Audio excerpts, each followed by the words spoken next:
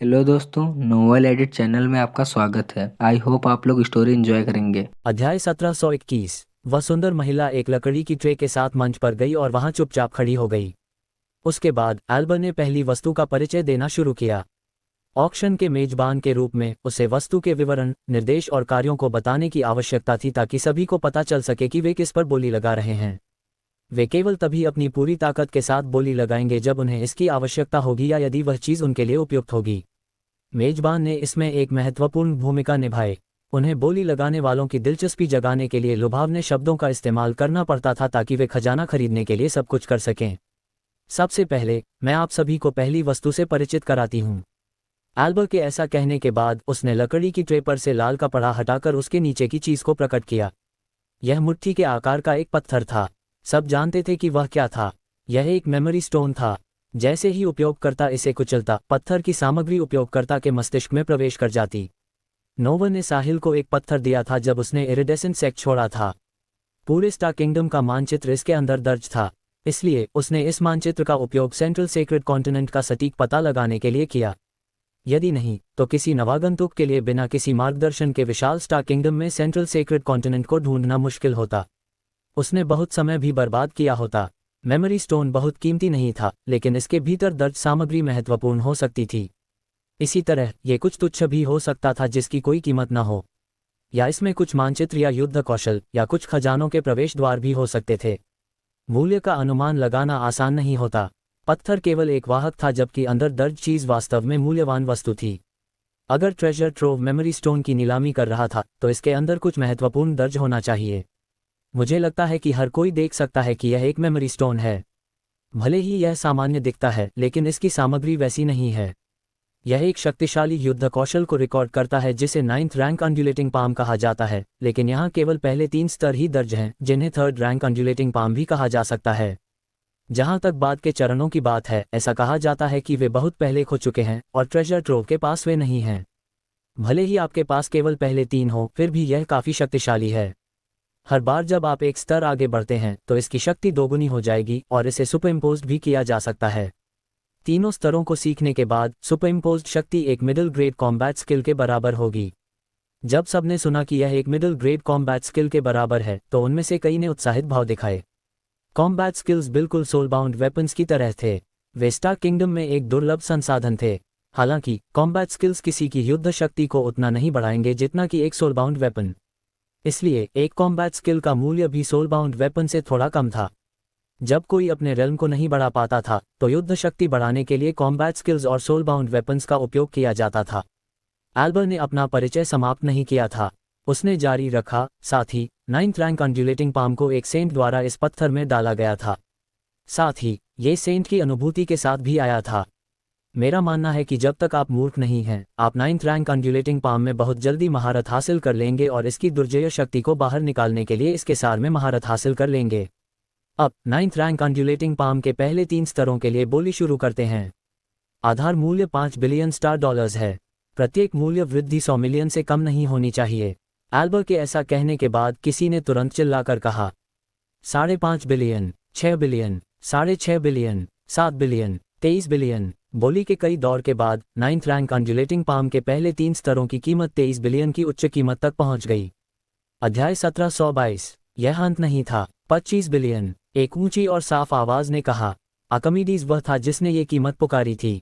Lightfoot परिवार द्वारा नियंत्रित शीर्ष 5 ट्रेडिंग कंपनियों में से एक, स्प्लेंडर के पास लगभग उतनी ही संपत्ति थी जितनी फेलोज परिवार के पास।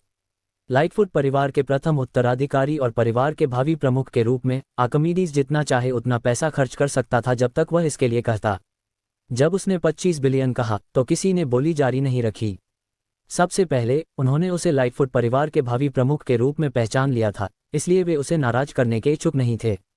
दूसरे, ये कीमत इतनी अधिक थी कि यदि वे बोली लगाना जारी रखते तो वे वस्तु के मूल्य के ऊपर एक प्रीमियम का भुगतान कर रहे होते। अंत में 9th रैंक अंडुलेटिंग पाम के पहले 3 स्तरों को 25 बिलियन स्टार डॉलर्स में बेच दिया गया। हालांकि जिस व्यक्ति को यह मिला वह आर्किमिडीज था और इसने मंच पर मौजूद एल्बर को असहज महसूस कराया। ये तो बस पहली वस्तु थी और यह 9th रैंक अंडुलेटिंग पाम के पहले 3 स्तर थे जिसमें एक मिडिल ग्रेड कॉम्बैट स्किल थी। अगर ऐसा था तो अगली वस्तुएं कितनी कीमती होंगी। सभी ने उत्साहित भाव दिखाए और सीधे मंच की ओर देख रहे थे। साहिल ने बोली नहीं लगाई। इसके बजाय उसने अपनी भौहें सिकुड़ी। वह अंतिम कीमत से बहुत खुश नहीं था। 25 बिलियन बहुत कम था। उसका आज का लक्ष्य 1.2 ट्रिलियन स्टार डॉलर्स था। यदि एक वस्तु लगभग 25 बिलियन की थी तो क्या उसे उस राशि तक पहुंचने के लिए 50 वस्तुओं पर बोली लगाने की आवश्यकता नहीं होगी? इस ऑक्शन में इतने खजाने नहीं होंगे, है ना? भले ही वह हर चीज पर बोली लगाए, फिर भी ये पर्याप्त नहीं होगा। क्या ये वही बड़ा ऑक्शन है जिसे ट्रेजर ट्रोव ने लंबे समय से तैयार किया है? साहिल ने निराशा में अपना सिर हिलाया। उसकी उम्मीदें जितनी अधिक थीं, उसकी निराशा उतनी ही अधिक थी। उसे जो पता नहीं था वह ये था कि पहली वस्तु सिर्फ एक एपेटाइजर थी। वास्तव में मूल्यवान वस्तुएं अंत में पेश की जाएंगी। पहली वस्तु बिकने के बाद दूसरी वस्तु मंच पर लाई गई। एल्बर ने फिर से वस्तु का परिचय देना शुरू किया। 2 घंटे बहुत जल्दी बीत गए और 10 से अधिक खजाने बिक गए। साहिल ने एक बार भी बोली नहीं लगाई थी। ऐसा इसलिए था क्योंकि कीमतें बहुत कम थीं और कोई भी चीज़ 50 बिलियन से अधिक नहीं थी, इसलिए यह उसकी बोली के लायक नहीं होगी। अब तक बेची गई 80% वस्तुएं आर्किमिडीज की थीं। जैसे जैसे आर्किमिडीज अधिक से अधिक खजाने जमा करता गया, घूंघट के नीचे एल्बर का चेहरा और भी फीका पड़ता गया। 2 और घंटे बीत गए। नीलामी का पहला चरण समाप्त हो गया था, इसलिए एल्बर ने आराम करने के लिए मंच से उतरने का एक बहाना ढूंढ लिया। बेशक ऐसा नहीं था कि वह थक गई थी और आराम करना चाहती थी। इसके बजाय वह वलेरियो को खोजने गई ताकि वह पूछ सके कि उसे क्या करना चाहिए। आर्किमिडीज स्पष्ट रूप से यहाँ मुसीबत पैदा करने के लिए आया था।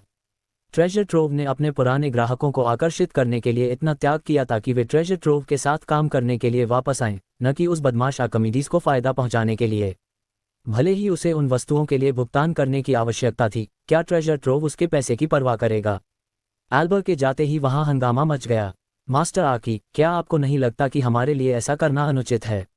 बर्नर्ड ने पूछा। इसमें क्या गलत है? यह एक ऑक्शन है और ऐसा नहीं है कि मैं भुगतान नहीं कर रहा हूं, आर्किमिडीज ने उदासीनता से कहा। ट्रेजर ट्रोव कुछ पुराने और नए ग्राहकों को जोड़ने के लिए ऐसा कर रहा है। अगर हम ऐसा करते हैं तो हम उनकी योजना को बाधित कर देंगे। फेलोज परिवार खुश नहीं होगा। तो क्या हुआ? वे बस किसी तरह टिके हुए हैं।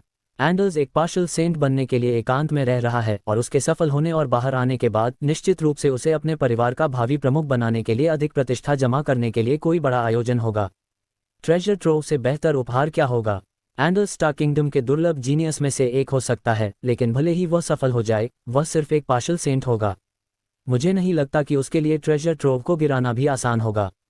आखिरकार फेलोज परिवार के पास 3 ट्रू सेंट्स हैं, बर्नर्ड ने उत्सुकता से पूछा। उसके लिए ट्रेजर ट्रोव पर कब्जा करना वास्तव में आसान नहीं है, लेकिन क्या होगा अगर वह अपने परिवार के सेक्रेट सेंट से इसे मांग ले? फेलोज परिवार ना कैसे कह सकता है? आर्किमिडीज ने ठंडी मुस्कान के साथ कहा। अध्याय 1723। क्या ये संभव है? एक सीक्रेट सेंट स्टार किंगडम का सबसे शक्तिशाली व्यक्ति होता है, वे इतनी मामूली बात की परवाह क्यों करेंगे? बर्नर्ड ने सदमे में पूछा। क्यों नहीं? आपको जानना होगा कि एंडर्स पैल्मो परिवार के इतिहास में नंबर 1 जीनियस है। यहाँ तक कि सीक्रेट सेंट ग्रैंड मास्टर भी उसकी बहुत प्रशंसा करते हैं। कहा जाता है कि एंडर्स बचपन से ही उस ग्रैंड मास्टर के साथ प्रशिक्षित हुआ था।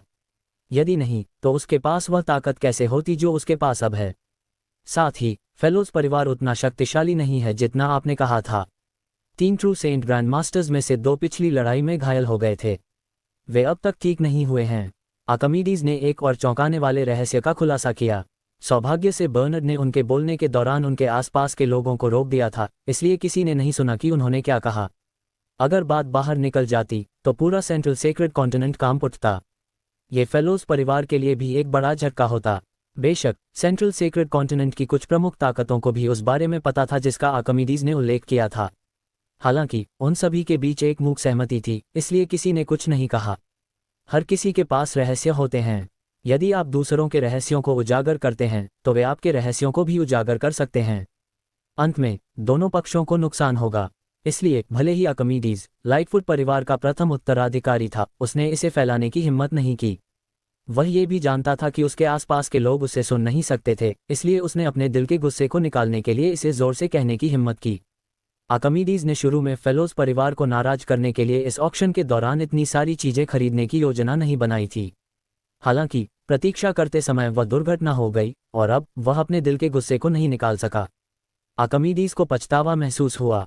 यदि वह जिज्ञासावश ये देखने के लिए ऊपर नहीं गया होता कि जब वह टैवर्न के पास से गुजरा और बहस सुनी तो क्या हो रहा था, तो क्या बात का परिणाम हुआ होता। इतने सारे लोगों के सामने एक अजीब बदमाश द्वारा उसे अपनी पैंट गीली करने की हद तक डरा दिया गया था। यह उसके जीवन का सबसे बड़ा अपमान होगा। यदि वह अपना गुस्सा नहीं निकालता तो आर्किमिडीज को बेहतर कैसे महसूस होता। यदि वह नहीं कर सका तो वह फेलोज परिवार को अच्छा समय नहीं बिताने देगा। किसने तुम्हें इस ऑक्शन की मेजबानी करने के लिए कहा? अगर तुम ऑक्शन की मेजबानी नहीं करते तो वह घटना नहीं होती। आर्किमिडीज अपराधी को न ढूंढ पाने के कारण जो कुछ भी हुआ उसके लिए ट्रेजर ट्रोव को विषैले रूप से दोषी ठहरा रहा था। प्रमुख ताकतों के प्रत्यक्ष वंशज आमतौर पर यही करते थे। जब भी उन्हें कोई नुकसान होता उन्हें किसी पर गुस्सा निकालने की जरूरत होती थी। बर्नर्ड ने यह सुनकर सदमे में था। भले ही वह एक लेट सॉवरन रैंकर था, वह लाइटफुट परिवार का केवल एक संपार्श्विक रिश्तेदार था, इसलिए वह परिवार का वरिष्ठ कोर नहीं बन सकता था। इसीलिए उसका ज्ञान सीमित था। आर्किमिडीज ने आज उसे जो बताया वह एक चौंकाने वाला रहस्य था। फेलोज परिवार बाहर से केवल शक्तिशाली दिखता था। उनके 2 ट्रू सेंट्स घायल थे और अभी तक ठीक नहीं हुए थे। हालांकि ये फेलोज और पैल्मो परिवार के बीच की बात है। मास्टर आकी के लिए इसमें शामिल होना समझदारी नहीं है। लाइटफुट परिवार को भी नुकसान होगा अगर फेलोज परिवार पागल हो जाता है और आखिरी सेकंड में जवाबी हमला करने का फैसला करता है। मुझे मास्टर आकी से बात करनी होगी। आर्किमिडीज के संरक्षक के रूप में, भले ही यह कहा गया था कि उनके भाग्य आपस में जुड़े हुए थे, ये केवल एक तरफा था। साफ साफ कहें तो अगर आर्किमिडीज को कुछ हुआ तो बर्नर्ड को बख्शा नहीं जाएगा। इसके विपरीत, यदि बर्नर्ड को कुछ होता या वह मर जाता तो आर्किमिडीज को कुछ नहीं होता। अध्याय 1724। लाइटफुट परिवार उसे एक और भी मजबूत संरक्षक दे देगा। मास्टर आकी, अगर हम फेलोज परिवार के प्रति कोई सम्मान नहीं दिखाते हैं और वे इस मामले की जांच करने का फैसला करते हैं तो हमें भी नुकसान होगा, बर्नर्ड ने सलाह दी। क्या हम उनका अनादर कर रहे हैं? मैंने हर चीज पर बोली नहीं लगाई, केवल 80% चीजों पर। आर्किमिडीज उदासीन था। मास्टर, मुझे पता है कि आप पागल हैं और आपको गुस्सा निकालने की जरूरत है। अब जब आपने ऐसा कर लिया है तो कृपया शांत हो जाए। इसके बाद किसी भी चीज के लिए बोली न लगाएं। यदि नहीं तो हम परिवार को इसका स्पष्टीकरण नहीं दे पाएंगे। इसमें इतना कठिन क्या है? अंकल बर्नर्ड, बस मुझे अकेला छोड़ दें।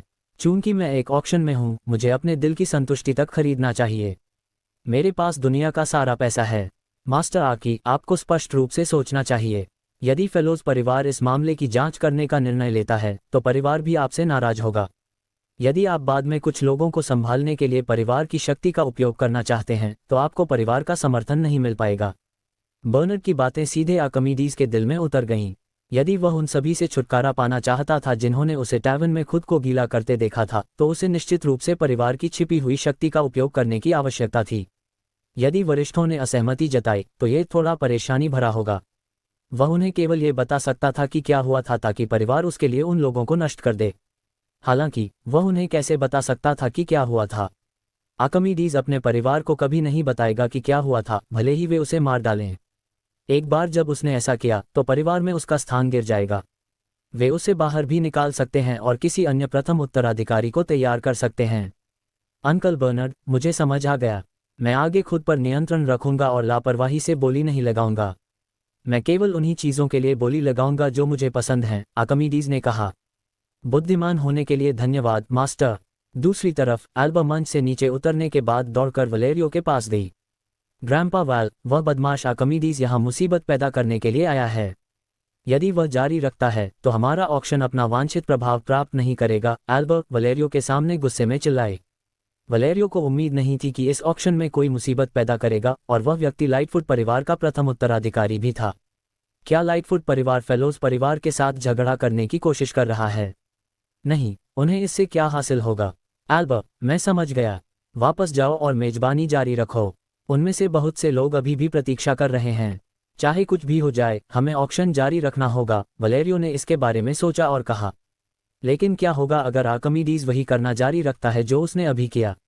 यदि हम जारी रखते हैं तो ये केवल उसके उद्देश्य को पूरा करेगा। तो उसे जारी रखने दो। लेकिन एल्बा, तुम ऑक्शन की मेजबानी क्यों नहीं जारी रखती? मैं उस पर ध्यान दूंगा। यदि वह जारी रखता है तो मैं कीमत बढ़ाने के लिए कुछ लोगों को ढूंढूंगा। यदि वह अभी भी बोली लगाना चाहता है तो यह मूल्य से कई गुना अधिक प्रीमियम पर होगा। यदि वह नहीं लगाता है तो हमें कुछ भी नुकसान नहीं होगा अगर हम खुद ही उस पर बोली लगाते हैं। एल्बा ने इसके बारे में सोचा और उसे लगा कि यह काम कर सकता है। ठीक है ग्रैंपा वाल, मैं अब वापस जाती हूँ। आपको जल्दी करनी चाहिए। मुझे लगता है कि वह यहाँ मुसीबत पैदा करने आया है और वह इस तरह नहीं रुकेगा। ठीक है, अब जाओ। सबको इंतजार मत करवाओ। एल्बर जल्दी से चली गई और ऑक्शन की मेजबानी जारी रखी। वलेरियो हिला नहीं, हालांकि उसकी भौहें कसकर सिकुड़ी हुई थीं। लाइटफुट परिवार क्या करने की कोशिश कर रहा है? क्या आर्किमिडीज के परिवार ने उसे ऐसा करने का आदेश दिया था, या ये सब आर्किमिडीज ही है? इसका उद्देश्य क्या है? वलेरियो के दिमाग में अनगिनत सवाल तैर रहे थे। इसके बारे में सोचने के बाद भी वलेरियो समझ नहीं पाया। उसने एक गहरी सांस ली। ये फेलोज परिवार के लिए बहुत ही घटनापूर्ण समय था। आर्किमिडीज जैसा एक जूनियर भी परिवार की बॉटम लाइन को चुनौती देने की हिम्मत कर रहा था। अध्याय 1725। एल्बर ऑक्शन की मेजबानी जारी रखने के लिए मंच पर वापस गई। जैसे ही दूसरा चरण शुरू हुआ, वस्तुओं को एक एक करके मंच पर लाया गया। खजाने स्पष्ट रूप से पहले चरण के खजानों से बेहतर थे। न्यूनतम कीमत भी दोगुनी हो गई। अंतिम कीमत का तो जिक्र ही क्या, कुछ तो 4 या 5 गुना बढ़ गए। मंच के नीचे साहिल को आखिरकार दिलचस्पी होने लगी। उसने लापरवाही से 3 वस्तुओं के लिए बोली लगाई और लगभग 300 बिलियन स्टार डॉलर्स खर्च किए। ऑक्शन के अंत में लेन देन पूरा होने के बाद उसे 3000 लाविश पॉइंट्स मिलेंगे। यह अभी भी ऑक्शन में आने के उसके लक्ष्य से बहुत दूर था। साहिल कुछ और वस्तुओं पर बोली लगाना चाहता था, लेकिन अगर वह ऐसा करता तो ये बहुत अधिक ध्यान खींचने वाला होता। भले ही उसने केवल 3 बोलियां लगाईं, फिर भी उसने बहुत से लोगों का ध्यान आकर्षित कर लिया था। सौभाग्य से आर्किमिडीज ने पहले चरण के दौरान एक ही बार में 10 से अधिक वस्तुओं पर बोली लगाई थी, इसलिए वह पहले से ही ध्यान के केंद्र में था। इसलिए 3 वस्तुओं के लिए बोली लगाने के बाद साहिल बहुत अलग नहीं दिखा। दूसरे चरण के दौरान आर्किमिडीज ने केवल एक बार बोली लगाई, जिससे एल्बर को काफी राहत मिली। फेलोज परिवार अभी लाइटफुट परिवार के साथ संघर्ष करने की स्थिति में नहीं था। ग्रैंपा वाल की कार्रवाई को देखते हुए वह निश्चित रूप से लाइटफुट परिवार से स्पष्टीकरण मांगेंगे यदि आर्किमिडीज नहीं रुका। वे सभी इसी क्षेत्र में थे, इसलिए यदि आप मेरे क्षेत्र में मुसीबत पैदा करने आ सकते हैं तो मैं आपके क्षेत्र में भी ऐसा ही कर सकता हूं। दिन के अंत में दोनों पक्षों को नुकसान होगा, जिससे दूसरों को उनके कष्टों का लाभ उठाने का मौका मिलेगा। चूंकि आर्किमिडीज समय पर रुक गया, इसलिए फेलोज परिवार ने ऐसा नाटक किया जैसे उन्होंने वह देखा ही नहीं। अधिक से अधिक वे और खजाने निकालेंगे। फेलोज परिवार इतना छोटा त्याग बर्दाश्त कर सकता था। आखिरकार पहले चरण की वस्तुएं इतनी कीमती नहीं थीं। यदि आर्किमिडीज ने दूसरे और तीसरे चरण के दौरान वह जारी रखा होता जो उसने किया था, तो फेलोज परिवार उनके प्रति शत्रुतापूर्ण हो गया होता। अगर ऐसा होता तो दोनों पक्षों को नुकसान होता। भले ही लाइटफुट परिवार उनका फायदा उठाने वाला होता, लेकिन उन्हें भी नुकसान होता। शुरुआत में दूसरे चरण के दौरान केवल लगभग 20 वस्तुएं थीं। आर्किमिडीज के रुकने के बाद वलेरियो ने उन्हें अंतिम समय में 10 और जोड़ने के लिए कहा, जिसका अर्थ था कि दूसरे चरण के दौरान 30 वस्तुएं बेची गईं। साहिल को 3 मिली, आर्किमिडीज को 1 मिली और शेष 26 अन्य मेहमानों के बीच साझा की गईं। यह इस ऑक्शन की मेजबानी के ट्रेजर ट्रोव के प्रारंभिक उद्देश्य के लिए अधिक उपयुक्त था। यह एक ऐसी स्थिति थी जहां हर कोई खुश होगा। जल्द ही तीसरा चरण, जिसका सभी को इंतजार था, आ गया। ये ऑक्शन का क्लाइमैक्स भी था। एल्बर ने अपना गला साफ किया और साफ आवाज में कहा, साथी मेहमानों, ऑक्शन का तीसरा चरण जल्द ही शुरू होगा। ये बोली लगाने का आखिरी चरण भी है। मेरा मानना है कि आप अब और इंतजार नहीं कर सकते। इसके बाद जो कुछ भी आने वाला है वह बहुत मूल्यवान है, इसलिए बेहतर होगा कि आप सभी देख लें कि आपकी जेब में पर्याप्त पैसा है या नहीं। उसके ऐसा कहने के बाद मंच के नीचे से किसी ने कहा, मिस फेलोज, जल्दी करें, हम अब और इंतजार नहीं कर सकते। मैंने अभी बोली नहीं लगाई क्योंकि मैं इसी क्षण का इंतजार कर रहा था। मैं आपके द्वारा बताए गए कीमती सामानों में से एक को घर ले जाना चाहता हूँ। हाँ मिस फेलोज, हमें और सस्पेंस में मत रखिए। भले ही अभी के खजाने बुरे नहीं थे, लेकिन ये केवल कुछ लोगों के लिए मूल्यवान है। वे हमें उन्हें घर ले जाने के लिए मजबूर करने के लिए पर्याप्त नहीं हैं, भले ही हम दिवालिया हो जाएं। मुझे उम्मीद है कि आगे आने वाले खजाने हमें निराश नहीं करेंगे। हम अंतिम वस्तु के आने का इंतजार कर रहे हैं। मैं भी। मंच के नीचे मेहमानों ने शोर मचाना शुरू कर दिया। चाहे ऑक्शन का मेजबान कोई भी हो, अंतिम वस्तु सबसे मूल्यवान होगी। बहुत से लोग सिर्फ इसी के लिए आए थे। अध्याय 1726। पहले का सामान तो सिर्फ एपेटाइजर था। केवल वे छोटे परिवार ही उनके लिए बोली लगाएंगे। प्रमुख ताकतें उन खजानों से परेशान नहीं होंगी। उन्हें उस खजाने की जरूरत थी जिसका एल्बर ने उल्लेख किया था। अब जब वे एक महत्वपूर्ण मोड़ पर थे, वे अब और इंतजार नहीं कर सकते थे। चिंता न करें, चूंकि मैंने आपको बताया था कि यह बहुत मूल्यवान है, मैं आपको निराश नहीं करूंगी। ट्रेजर ट्रोव ने इन वस्तुओं के लिए बहुत पैसा लगाया है। आगे कृपया मंच पर पहला खजाना लाने के लिए हमारे स्टाफ का स्वागत करें। एल्बर के ऐसा कहने के बाद कोई पहली वस्तु को वहां ले आया। यह अभी भी एक लाल कपड़े से ढका हुआ था। मंच के नीचे हर कोई इसे टकटकी लगाकर देख रहा था। एल्बा खजाने के सामने चली गई और लाल कपड़े का एक कोना खींच लिया। पूरा दृश्य शांत था, वहां भीड़ की भारी सांसों को भी सुना जा सकता था। साहिल की आंखें चमक रही थीं और वह भी सीधे मंच की ओर देख रहा था। यह खजाना निर्धारित करेगा कि क्या वह अपने लक्ष्य को प्राप्त करने के लिए शेष 900 बिलियन स्टार डॉलर्स खर्च कर सकता है। भले ही यह खजाना काफी अच्छा ना हो, अगले वाले को ये करना ही होगा।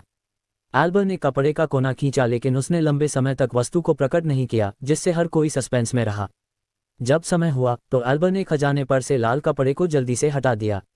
नीली रोशनी से चमकता एक लोहे का हथौड़ा सबके सामने आया। नीली रोशनी के अंदर बिजली की चमक थी। क्या वह एक हथौड़ा है? एल्बर ने इसका परिचय देना शुरू किया। पलकें मत झपकाए। यह एक हथौड़ा है, लेकिन ये कोई साधारण हथौड़ा नहीं है। यह एक मड लेवल सोलबाउंड वेपन है। साथ ही यह मड लेवल सोलबाउंड वेपन्स के बीच उच्चतम स्तर पर है।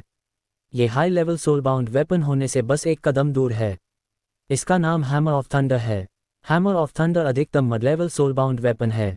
यह बहुत शक्तिशाली है और यह थंडर हार्ट स्टोन से बना है, जिसे हेवनली थंडर द्वारा रिफाइंड किया गया था। इसमें बहुत मजबूत गड़गड़ाहट और बिजली के गुण हैं।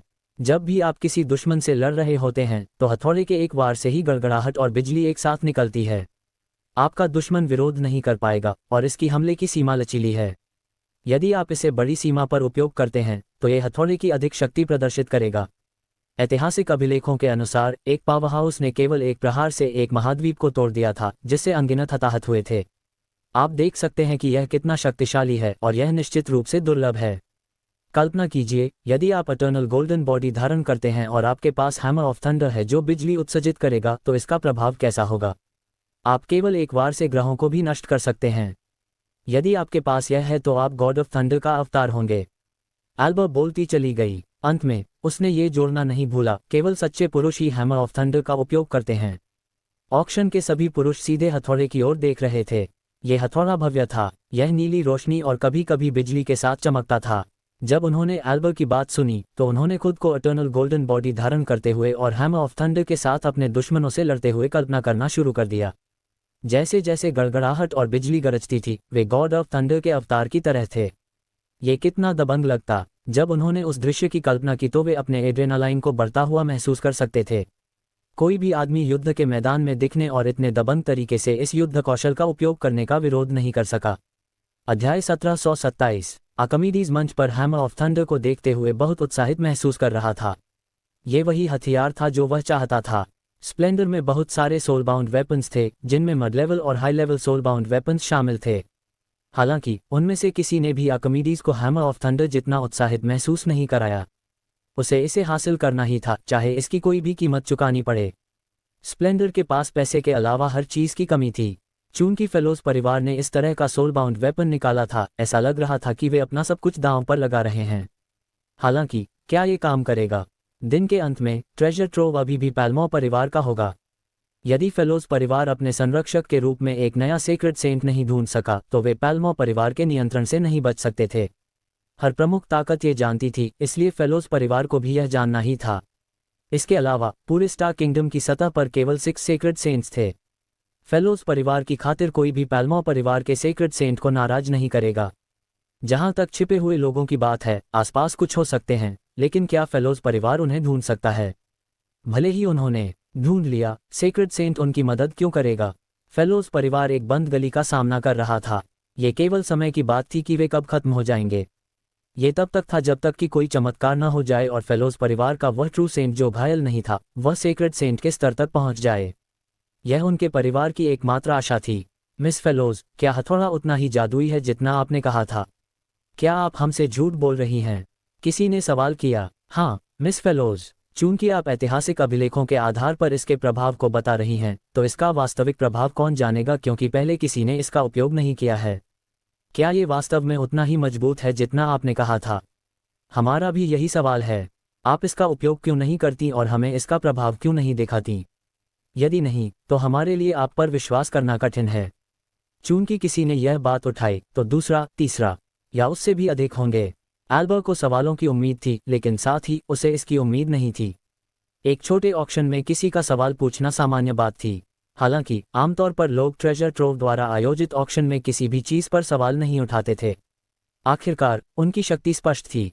उनके पास बहुत सारी संपत्ति और संपत्तियां थीं, तो वे कुछ छोटे लाभ के लिए अपनी कंपनी की प्रतिष्ठा को जोखिम में कैसे डाल सकते थे। यदि ट्रेजर ट्रोव को ऐसे सवालों का सामना करना पड़ रहा था, तो इसका मतलब था कि उनकी प्रतिष्ठा गिरना शुरू हो गई थी। एल्बर ने थोड़ा गुस्से में जवाब दिया, सब लोग, treasure trove central sacred continent की शीर्ष 5 व्यापारिक कंपनियों में से एक है। ये फेलोज परिवार के पूर्वजों और उनके बाद की पीढ़ियों की कड़ी मेहनत और संचय के कारण है। क्या आपको लगता है कि हम जानबूझकर कंपनी की प्रतिष्ठा खराब करेंगे? क्या हमारी प्रतिष्ठा केवल एक mud level soul bound weapon के जितनी ही है? आप हमें बहुत कम आंक रहे हैं। मिस फेलोज, कृपया गलत न समझें। हम आप पर संदेह नहीं कर रहे हैं, लेकिन हम बस ये देखना चाहते हैं कि हथौड़ा कितना शक्तिशाली है। हम में से इतने सारे लोग हैं और हम में से केवल एक ही इसे प्राप्त कर सकता है, इसलिए जिसे यह मिलेगा वह निश्चित रूप से इसे एक खजाने के रूप में मानेगा और इसे प्रदर्शित करने के लिए तैयार नहीं होगा। चूंकि यह अभी भी आपके पास है, क्या आप हमारी इच्छा पूरी करने के लिए हमें इसकी शक्ति दिखा सकती हैं? इस व्यक्ति के शब्द उतने कठोर नहीं थे जितने उस व्यक्ति ने अभी कहे थे। उसे तुरंत दूसरों की स्वीकृति मिल गई। वह सही कह रहा है। हम कभी भी ट्रेजर ट्रोव पर संदेह नहीं करेंगे। हम बस ये देखना चाहते हैं कि यह कितना शक्तिशाली है, बस इतना ही। मुझे आशा है कि आप ऐसा करेंगी, मिस फेलोज। जब एल्बर ने यह सुना तो उसने अनुरोध को अस्वीकार नहीं किया। उसका प्रारंभिक लक्ष्य यहाँ सभी को संतुष्ट करना था, इसलिए वह इस अनुरोध को पूरा कर सकती थी। हालांकि जिस व्यक्ति ने उस पर संदेह किया था उसने बहुत कठोरता से बात की थी, जिससे वह थोड़ा असहज हो गई थी। चूंकि आपने ऐसा कहा है, मैं आपको दिखाऊंगी कि हैमर ऑफ थंडर कितना शक्तिशाली है। मैं आपको देखने दूंगी कि क्या ट्रेजर ट्रोव आपसे झूठ बोल रहा है। एल्बर के ऐसा कहने के बाद उसने अपने दाहिने हाथ से हथौड़ा पकड़ा। फिर उसने हथौड़े को सक्रिय करने के लिए अपनी पूरी पीक रूलर रैंक ताकत का इस्तेमाल किया। सभी का ध्यान उसी पर था। अध्याय 1728। उस समय बूम क्रैश, नीली रोशनी ने मंच को ढक लिया। हैमर ऑफ थंडर से अनगिनत नीली बिजलियां निकलीं। यह एक दैवीय शक्ति की तरह था, जिससे कमजोर ताकत वाले किसी भी व्यक्ति को अपने दिल की गहराइयों से आतंक महसूस हो रहा था। इस समय एल्बर नीली बिजली से घिरी हुई थी। अनगिनत बिजलियों ने उसे घेर लिया था, लेकिन उसे बिल्कुल भी चोट नहीं आई। ऐसा लग रहा था जैसे वे अपने मास्टर का स्वागत कर रही हों। इस दृश्य ने बहुत से लोगों को चौंका दिया। साहिल भी मंत्रमुग्ध हो गया था। ये भी पहली बार था जब उसने ऐसा कुछ देखा था। उसे स्वीकार करना पड़ा कि यह हथौड़ा वास्तव में अद्भुत था। इस क्षण सिस्टम से एक वाक्य सामने आया। शीर्ष 3 एंशिएंट वेपन्स में से एक, हैमर ऑफ थंडर, का पता चला। भले ही यह क्षतिग्रस्त हो गया था, ये गॉड ऑफ थंडर हैमर का मुख्य घटक था। होस्ट, कृपया इसे प्राप्त करने के लिए वह सब कुछ करें जो आप कर सकते हैं। शीर्ष 3 ancient weapons, sky splitting x, God of thunder hammer और सनबो को इकट्ठा करने के बाद सिस्टम अपने अंतिम अपग्रेड से गुजरेगा। क्या ये हैमर ऑफ थंडर नहीं है? ये गॉड ऑफ थंडर हैमर कैसे बन गया? ये शीर्ष 3 एंशिएंट वेपन्स में से एक भी है। क्या ये हथौड़ा सचमुच इतना जबरदस्त है? मुख्य बात यह है कि यह चीज सिस्टम के अंतिम अपग्रेड से गुजरने के लिए आवश्यकताओं में से एक है। साहिल अभी भी अपने सिस्टम को लेकर बहुत भ्रमित था, लेकिन यह उसे उस पर भरोसा करने से नहीं रोकेगा। चूंकि सिस्टम ने कहा था कि यह एक गॉड ऑफ थंडर हैमर है, तो ऐसा ही होना चाहिए। यदि इसने कहा कि यह शीर्ष 3 एंशिएंट वेपन्स में से एक है, तो वह भी सच होना चाहिए। जहां तक इस बात का सवाल है कि गॉड ऑफ थंडर हैमर, जो शीर्ष 3 एंशिएंट वेपन्स में से एक था, में केवल एक अधिकतम मड लेवल सोलबाउंड वेपन की शक्ति क्यों थी, ये क्षति के कारण होना चाहिए। चाहे कुछ भी हो, साहिल को वह हथौड़ा हासिल करना ही था। एल्बर ने हथौड़े को अपने हाथ में पकड़ रखा था और अनगिनत नीली बिजलियां उसे घेरे हुए थीं। बिजली का हर बोल्ट शक्तिशाली था। वह केवल एक पीक रूलर रैंकर थी, इसलिए वह हथौड़े की पूरी शक्ति का उपयोग नहीं कर सकती थी। यदि वह एक सॉवरन रैंकर होती, तो यह संभव होता। प्रभाव निश्चित रूप से अभी दिखाए जा रहे प्रभाव से बेहतर होता। एल्बर को हर किसी को खुले मुंह से उसे घूरते हुए देखने में बहुत मजा आ रहा था। जैसे जैसे समय बीतता गया, वह इसे और सहन नहीं कर सकी।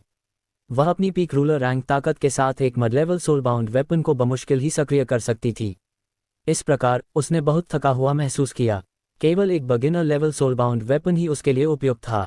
एल्बर को कोई अंदाजा नहीं था कि उसने गॉड ऑफ थंडर हैमर पकड़ रखा है, जो शीर्ष 3 एंशिएंट वेपन्स में से एक है। इसकी शक्ति फर्स्ट रेट सोलबाउंड वेपन से भी अधिक थी। यह हथौड़ा बहुत लंबे समय से ट्रेजर ट्रोव के गोदाम में था। किसी को नहीं पता था कि इसे कब प्राप्त किया गया था, और धीरे धीरे ये फेलोज परिवार की विरासतों में से एक बन गया और अब तक हस्तांतरित किया गया। चूंकि God of thunder hammer fellows परिवार की विरासत थी, इसलिए वे इसे तब तक नहीं छूते जब तक उन्हें छूना ना पड़े। यदि वे अभी जीवन मरण की स्थिति में नहीं होते, तो वे निश्चित रूप से इसे बाहर नहीं निकालते। अध्याय 1729। एल्बर ने हैमर ऑफ थंडर को निष्क्रिय कर दिया और मंच अपनी पिछली शांति पर लौट आया। अनगिनत नीली बिजलियां भी गायब हो गईं। हथौड़ा वहां चुपचाप पड़ा रहा। इस क्षण एल्बर ने कमजोरी और दर्द महसूस किया। उसने केवल थोड़ी देर के लिए हथौड़े को सक्रिय किया था, लेकिन उसने थका हुआ महसूस किया। वह अभी भी बहुत कमजोर थी। खुद को संभालने के बाद उसने पूछा, क्या आप सभी हथौड़े के प्रदर्शन से संतुष्ट हैं? मौके पर मौजूद लोग अभी भी सदमे से उबर नहीं पाए थे। हथौड़ा चाहे कितना भी शक्तिशाली क्यों न हो, अभी का प्रदर्शन बहुत आकर्षक था। हैमर ऑफ थंडर निश्चित रूप से दिखावा करने के लिए एक वस्तु थी। मिस फेलोज, बोली शुरू करें। मैं इंतजार नहीं कर सकता। आर्किमिडीज की आंखें गर्म थीं और उसने बेसब्री से कहा। एल्बर ने आर्किमिडीज की ओर देखा। उसे अंदर से थोड़ा निराश महसूस हुआ। वह जानती थी कि यह आदमी फिर से शुरू करने वाला है। वह नहीं चाहती थी कि हथौड़ा आर्किमिडीज के पास जाए, लेकिन उसके पास कोई विकल्प नहीं था। वह ऑक्शन में बोली लगाने के किसी भी व्यक्ति के अधिकार को तब तक नहीं छीन सकती थी जब तक कि उनके पास बोली लगाने लेकिन भुगतान न करने का रिकॉर्ड न हो। क्या आर्किमिडीज अपनी स्थिति को देखते हुए इस तरह का काम करेगा? एल्बर ने आर्किमिडीज को नजरअंदाज किया और जारी रखा, सब लोग, आपको पता होना चाहिए कि मैं सिर्फ एक पीक रूलर रैंक का हूं। यदि आप इस हथौड़े का पूरा उपयोग करना चाहते हैं तो आपको कम से कम सॉवरन रैंक पर होना चाहिए। यदि एक सॉवरन रैंक का हथौड़े का उपयोग करता है तो यह निश्चित रूप से उससे अधिक शक्तिशाली होगा जो आपने अभी देखा है। जब आर्किमिडीज ने एल्बर को उसे नजरअंदाज करते देखा तो उसका गुस्सा जो कम नहीं हुआ था फिर से बढ़ गया। वह कुतिया एल्बर, वह अपने परिवार द्वारा छोड़ी गई शतरंज की एक मोहरा है। उसकी मेरे सामने इतनी लापरवाही से काम करने की हिम्मत कैसे हुई? भले ही वह पागल था, वह एल्बर का कुछ नहीं बिगाड़ सका। ऐसा इसलिए नहीं था क्योंकि एल्बर एक प्रत्यक्ष वंशज थी, बल्कि इसलिए था क्योंकि वह एंडर्स की मंगेतर थी। पैल्मो परिवार जिंजर परिवार के ही स्तर पर था, वह परिवार जो लाइटफुट परिवार का समर्थन कर रहा था। वे सभी स्टार किंगडम की 6 शीर्ष ताकतों में शामिल थे। भले ही आर्किमिडीज परिवार का भावी प्रमुख था, वह एंडर्स जैसे किसी व्यक्ति को नाराज करना बर्दाश्त नहीं कर सकता था। उनका अंतर केवल स्थिति में नहीं था। जब प्रतिभा की बात आती थी तो दोनों पक्ष मीलों दूर थे। हालांकि एंडर्स आर्किमिडीज से बड़ा था, लेकिन वह बहुत बड़ा नहीं था। हालांकि उसकी ताकत बहुत अधिक थी। मिस फेलोज, बोली शुरू करें। आपको अब इसका परिचय देने की आवश्यकता नहीं है। हमने हथौड़े की शक्ति देखी। ये निश्चित रूप से एक शीर्ष गुणवत्ता वाला सोल बाउंड वेपन है। हाँ, बोली शुरू करें। मैं इतने लंबे समय से इंतजार कर रहा हूं और मैंने अपनी पसंद की किसी चीज का इंतजार किया है। मुझे हथौड़ा खरीदना ही होगा, भले ही मैं दिवालिया हो जाऊं। बस हार मान लो। तुम अपने इन कुछ सिक्कों से हैमर ऑफ थंडर खरीदना चाहते हो। सपने देखना बंद करो। क्या तुम नहीं देखते कि मास्टर आर्किमिडीज अभी भी यहाँ हैं? उनके खिलाफ कौन जीतेगा? मुझे लगता है कि हमें अपनी कोशिशों को बर्बाद करना बंद कर देना चाहिए और मास्टर आर्किमिडीज को इसे लेने देना चाहिए। ये कहने वाला व्यक्ति आर्किमिडीज की चापलूसी कर रहा था। साथ ही वह इस प्रथम उत्तराधिकारी को आमंत्रित करने के लिए ट्रेजर ट्रोव को दोष दे रहा था। सच कहूं तो उसने ट्रेजर ट्रोव को गलत समझा। फेलोज परिवार उसे कैसे आमंत्रित करेगा? उन्होंने वेस्ट एंड में स्प्लेंडर के प्रभारी व्यक्ति को आमंत्रित किया था। आखिरकार वे एक ही क्षेत्र में थे, इसलिए यह एक शिष्टाचार था। हालांकि आर्किमिडीज यहाँ संयोगवश था। अध्याय 1730। वलेरियो को भी सिरदर्द का सामना करना पड़ रहा था। वह आर्किमिडीज को बाहर नहीं निकाल सका, इसलिए वह केवल अपनी शिकायत को निगल सका। हाँ, मास्टर आर्किमिडीज स्प्लेंडर के सबसे बड़े युवा मास्टर थे। इस जगह में उनसे अमीर कौन है? चूंकि उन्हें दिलचस्पी है तो चलिए हम बोली नहीं लगाते। एल्बर नहीं जानती थी कि उन लोगों को क्या जवाब दे। उसका मानना था कि ग्रैंपा वैल अंधेरे में ये सब देख रहे थे। चूंकि उन्होंने खुद को नहीं दिखाया, इसका मतलब था कि वह इस पर सहमत थे। इसलिए एल्बर ने अनसुना कर दिया और बोली शुरू की। सब लोग, हम अब बोली शुरू करेंगे। एक mud level soul bound weapon, hammer of thunder.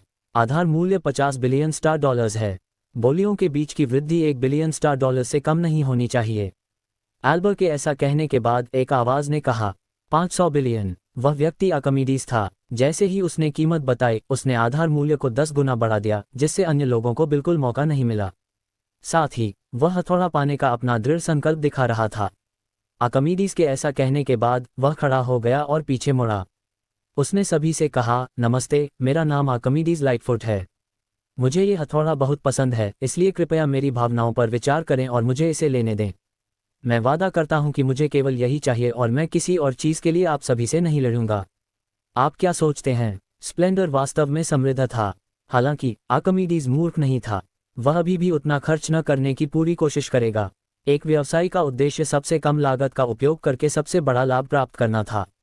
Archimedes के ऐसा कहने के बाद वह मुड़ा और किसी के कुछ कहने से पहले ही बैठ गया।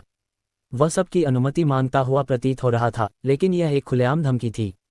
उसने बस इसे जोर से नहीं कहा। जो कोई भी हथौड़े के लिए उससे लड़ने की हिम्मत करेगा वह उसका दुश्मन होगा। मंच पर एल्बर अपमानजनक रूप से अहंकारी आर्किमिडीज को देखकर आग बबूला हो रही थी। यदि वह हैमर ऑफ थंडर की सामान्य रूप से नीलामी करती तो इसका मूल्य निश्चित रूप से 500 बिलियन से अधिक होता।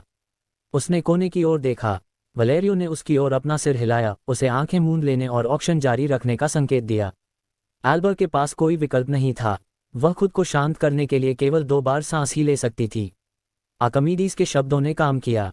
उसके व्यवहार को पसंद न करने के बावजूद किसी ने खड़े होकर असहमति जताने की हिम्मत नहीं की। आखिरकार वे जानते थे कि वह कौन है और उनमें से कोई भी उसे नाराज करना बर्दाश्त नहीं कर सकता था। समय धीरे धीरे बीतता गया। एल्बर को उम्मीद थी कि कोई खड़ा होगा और आर्किमिडीज के उत्साह को कम करेगा। हालांकि लंबे समय के बाद भी किसी ने कुछ कहने की हिम्मत नहीं की। एल्बर ने चारों ओर देखा लेकिन उसे साहिल नहीं दिख सका। क्या साहिल को हैमर ऑफ थंडर पसंद नहीं है, या क्या उसे लगता है कि उसे मड-लेवल सोलबाउंड वेपन की खातिर लाइटफुट परिवार को नाराज करने की जरूरत नहीं है? वास्तव में साहिल जैसा शक्तिशाली व्यक्ति जानबूझकर मुसीबत नहीं ढूंढेगा। मिस फेलोज, चूंकि इसके लिए कोई बोली नहीं लगा रहा है तो अब विजेता की घोषणा करें। मैं इसकी शक्ति को आजमाने के लिए इंतजार नहीं कर सकता। मेरा मानना है कि हैमर ऑफ थंडर के साथ मेरी शक्ति में बहुत बड़ी वृद्धि होगी। हा, आर्किमिडीज हंसा। अभी भी समय है, आप इतने चिंतित क्यों हैं? एल्बर ने बेजान होकर पूछा। क्या ये स्पष्ट नहीं है? उनसे पूछो, आप में से किसकी मेरे खिलाफ बोली लगाने की हिम्मत है? एल्बर ने आर्किमिडीज को नजरअंदाज किया। उसने दूसरों की ओर देखा और कहा, हैमर ऑफ थंडर एक mid level soulbound weapon 500 billion star dollars के लिए जा रहा है। क्या कोई और अधिक ऊंची बोली लगाने को तैयार नहीं है? मैं 3 तक गिनूंगी। यदि कोई और नहीं है तो इसे 500 बिलियन में बेच दिया जाएगा। 3, 2। जब एल्बर एक कहने ही वाली थी तभी एक आवाज ने कहा, 600 बिलियन। अध्याय 1731। जब एल्बर ने वह आवाज सुनी तो उसकी आंखें चमक उठीं। वह उस आवाज से बहुत परिचित थी। वाकई वह व्यक्ति उसे कभी निराश नहीं करता था। जिस व्यक्ति ने कीमत पुकारी थी वह निश्चित रूप से साहिल था। वह अभी सिस्टम पर बहुत अधिक केंद्रित था, इसलिए उसने ध्यान नहीं दिया कि हैमर ऑफ थंडर के लिए बोली शुरू हो गई थी। ये गॉड ऑफ थंडर हैमर था जो शीर्ष 3 एंशिएंट वेपन्स में से एक था, इसलिए साहिल को इसे प्राप्त करना ही था। वह आर्किमिडीज को इसे अपने हाथ से छीनने की अनुमति कैसे दे सकता था? वह परवाह नहीं करेगा भले ही उसे खुद को उजागर करना पड़े और आर्किमिडीज को उसे पहचानने देना पड़े। यदि उसे हथौड़ा मिल जाता तो थोड़ा और समय मिलने पर साहिल जल्दी से एक पार्शल सेंट बन सकता था। क्या वह तब भी आर्किमिडीज से डरेगा? बेशक, पार्शल सेंट्स अजेय नहीं थे। आखिरकार लाइटफुट परिवार के पास कुछ ट्रू सेंट पूर्वज थे। वह केवल इतना कह सकता था कि वह आर्किमिडीज और उसके संरक्षक बर्नर्ड से नहीं डरता था, पूरे लाइटफुट परिवार से नहीं। यदि वह इसे हासिल करना चाहता था तो उसे अभी भी एल्बर की मदद की जरूरत थी। एक बार जब साहिल ने कीमत चिल्लाई तो सभी की निगाहें उसकी ओर मुड़ गईं। वे देखना चाहते थे कि कौन इतना निडर था जिसने लाइटफुट परिवार के प्रथम उत्तराधिकारी को कोई सम्मान नहीं दिखाया। यह अच्छा होने वाला है। आर्किमिडीज द्वारा एल्बर से परिणाम घोषित करने के लिए कहने के ठीक बाद, क्योंकि अब कोई बोली लगाने की हिम्मत नहीं कर रहा था, किसी ने 600 बिलियन पुकारा। यह उसकी बोली से 100 बिलियन अधिक था। क्या यह उसके चेहरे पर एक जोरदार तमाचा नहीं था? वह इसे इतने सारे लोगों के सामने कर रहा था। आर्किमिडीज ऐसी शिकायत कैसे सह सकता था? वह काले चेहरे के साथ खड़ा हुआ और साहिल की ओर देखने के लिए मुड़ा। हालांकि साहिल ने भेष बदल रखा था, इसलिए आर्किमिडीज ने उसे नहीं पहचाना। 700 बिलियन। आर्किमिडीज ने बोली लगाना जारी रखा। उसने इसे 100 बिलियन और बढ़ा दिया। चूंकि दूसरे पक्ष ने 100 बिलियन बढ़ाए थे, इसलिए वह हार नहीं सकता था। वहां मौजूद ताकतों में से कौन सी उसके परिवार से अधिक अमीर थी? 800 बिलियन। साहिल ने कोई कमजोरी नहीं दिखाई। तुम, आर्किमिडीज ने दांत पीसते हुए कहा। उसने आखिरकार साहिल को पहचान लिया।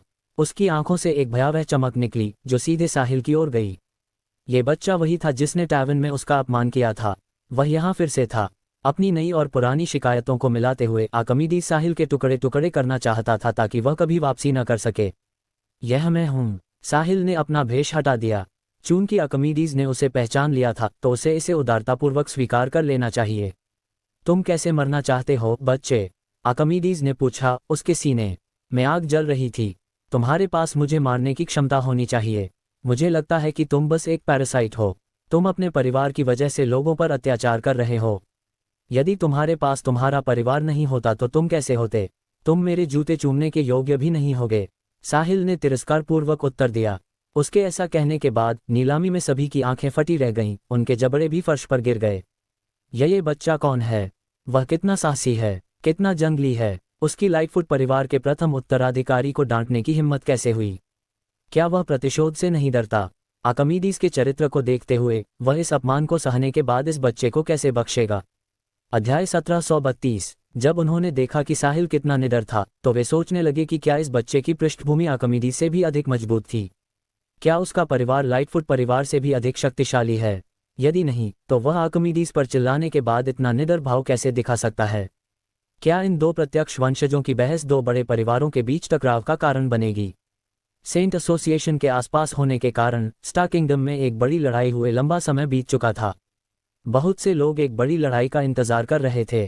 केवल अल्बर ही साहिल की बात से घबराई नहीं थी। ये प्रतिक्रिया केवल उस शिष्य के लिए उपयुक्त थी जिसके पास एक सेक्रेड सेंट गुरु था। यदि साहिल आर्किमिडीज जैसे किसी व्यक्ति के सामने डरपोक होता, तो अल्बर उसकी पहचान पर संदेह करने लगती। इस समय आर्किमिडीज गुस्से से उबल रहा था। उसकी आंखें लाल थीं और उसका गुस्सा उसकी तर्कसंगतता को डुबोने ही वाला था। उसके दिमाग में केवल एक ही विचार था, और वह था उस बदमाश को मार डालना। हालांकि इससे पहले कि आर्किमिडीज साहिल को मारता, आर्किमिडीज साहिल को प्रताड़ित करना चाहता था ताकि उसे पछतावा हो।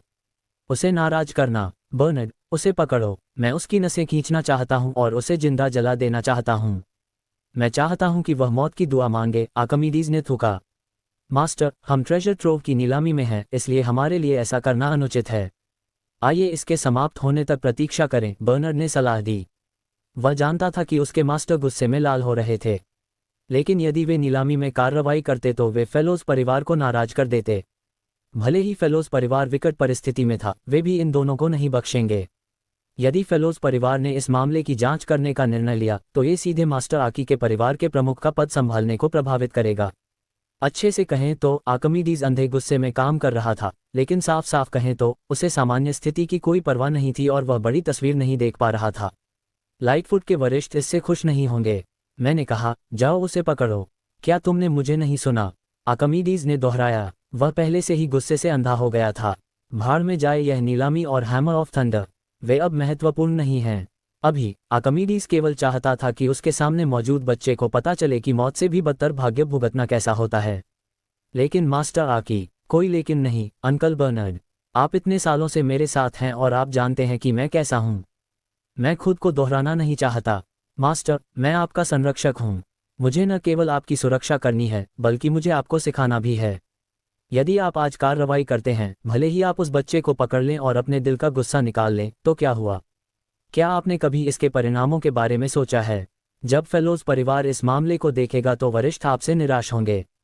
वे सोचेंगे कि जो व्यक्ति बड़ी तस्वीर नहीं देख सकता वह परिवार का प्रमुख कैसे हो सकता है? क्या वह परिवार को पतन की ओर ले जाएगा? यदि आपको लगता है कि आप इस परिणाम को स्वीकार कर सकते हैं, तो मैं उसे अभी पकड़ लूंगा। जब बर्नर्ड ने यह कहा तो उसने अपने आसपास के वातावरण को बंद कर दिया। बाहर के लोग उसकी बात नहीं सुन सकते थे। आर्किमिडीज विस्फोट के कगार पर था, लेकिन बर्नर्ड के ऐसा कहने के बाद वह होश में आ गया। यदि वह क्षणिक आनंद के कारण वरिष्ठों का विश्वास खो देता है, जैसा कि बर्नर्ड ने कहा, तो लाभ नुकसान की भरपाई नहीं करेगा। आर्किमिडीज का अंतिम लक्ष्य परिवार का प्रमुख बनना नहीं था। उसके पास इससे भी बड़े और बेतहाशा सपने थे। हालांकि उसे परिवार का प्रमुख बनना था और जो वह आगे करना चाहता था उसे करने के लिए परिवार के संसाधनों पर कब्जा करना था। हिस हफ, आर्किमिडीज ने बाहर सांस छोड़ने से पहले एक गहरी सांस ली। धन्यवाद, अंकल बर्नर्ड। मैं अभी गुस्से से अंधा हो गया था। यदि आप यहाँ नहीं होते, तो आज कार्रवाई करने पर मैं समय को पीछे नहीं मोड़ पाता। यह अच्छा है अगर आप समझ गए। आपको चाहे कुछ भी हो, सामान्य स्थिति पर विचार करना होगा। मैं उस बच्चे पर नजर रखूंगा। हम नीलामी के बाद कार्रवाई कर सकते हैं। बर्नर्ड ने राहत की सांस ली। उसे डर था कि आर्किमिडीज कार्रवाई करने पर अड़ा रहेगा, क्योंकि वह इससे उबर नहीं पा रहा था। दिन के अंत में यदि परिवार ने इस मामले को देखने का फैसला किया, तो आर्किमिडीज के संरक्षक के रूप में बर्नर्ड को भी नुकसान होगा यदि उसने आर्किमिडीज को नहीं रोका बल्कि उसकी मदद की। मैं समझ गया, अंकल बर्नर्ड। अध्याय 1733। साहिल द्वारा आर्किमिडीज पर चिल्लाने के बाद नीलामी में लोग आर्किमिडीज की प्रतिक्रिया का बेसब्री से इंतजार कर रहे थे। उनकी समझ के आधार पर प्रथम उत्तराधिकारी और परिवार के भावी प्रमुख के रूप में आर्किमिडीज इतने सारे लोगों के सामने खुद पर चिल्लाया जाना कैसे बर्दाश्त करेगा। वह निश्चित रूप से अपनी पूरी ताकत से पलटवार करेगा और उस व्यक्ति को परिणाम भुगतने के लिए मजबूर करेगा जिसने उस पर चिल्लाया था। वह इसी नीलामी में कार्रवाई भी कर सकता था। एक बार जब वे लड़ना शुरू कर देते तो यह बहुत दिलचस्प होता। हालांकि वे ट्रेजर ट्रोव के मुख्यालय में थे, इसलिए स्टाफ उन्हें निश्चित रूप से रोक देगा। सच कहूं तो वलेरियो तैयार था। यदि आर्किमिडीज खुद पर नियंत्रण नहीं रख सका और हमला करना चाहता था तो नीलामी के मेजबान के रूप में ट्रेजर ट्रोव इसे आगे नहीं बढ़ने देगा। यदि किसी ने नीलामी में लड़ना शुरू कर दिया और अन्य मेहमानों को चोट पहुंचाई तो बात बाहर निकलने पर ट्रेजर ट्रोव की प्रतिष्ठा को नुकसान होगा। ट्रेजर ट्रोव अभी एक घटनापूर्ण दौर से गुजर रहा था और उसकी प्रतिष्ठा पहले जैसी अच्छी नहीं थी, इसलिए वे ऐसी स्थिति का सामना नहीं कर सकते थे। साहिल ने आर्किमिडीज पर चिल्लाने का फैसला करने से पहले स्पष्ट रूप से इसके बारे में सोचा था। सबसे पहले वे ट्रेजर ट्रोव की नीलामी में थे, इसलिए ट्रेजर ट्रोव आर्किमिडीज को कुछ भी करने की अनुमति नहीं देगा। बेशक भले ही उसने ऐसा किया, साहिल उससे नहीं डरेगा। दूसरे, वह आर्किमिडीज को उकसाना चाहता था ताकि वह आक्रामक रूप से कीमत बढ़ा दे। इस तरह साहिल को अधिक लैविश पॉइंट्स मिल सकें। साहिल ने गॉड ऑफ थंडर हैमर को नहीं छुआ था, इसलिए भले ही सिस्टम ने हथौड़े की असली पहचान का पता लगा लिया था और उसे पता था कि यह शीर्ष 3 एंशिएंट वेपन्स में से एक था, लेकिन उसने इसका मूल्यांकन नहीं किया। इससे पहले, चाहे वह 9 टर्निंग स्टार आयन हो, स्टोन ऑफ लाइफ हो या exquisite wine of 100 flowers and fruits हो, सिस्टम उन्हें सही ढंग से पहचानता था और साहिल के उन्हें छूने के बाद उनका मूल्यांकन करता था। इस बार सिस्टम ने दूर से ही गॉड ऑफ थंडर हैमर का पता लगा लिया, लेकिन वह सबसे महत्वपूर्ण चीज भूल गया, मूल्यांकन।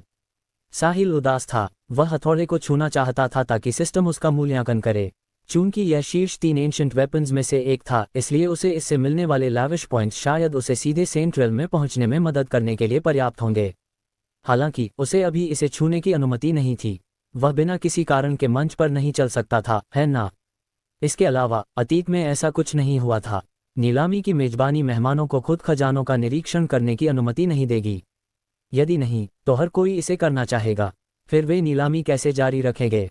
हालांकि भले ही साहिल को हथौड़े की कीमत पता होती, लेकिन वह बेकार होता।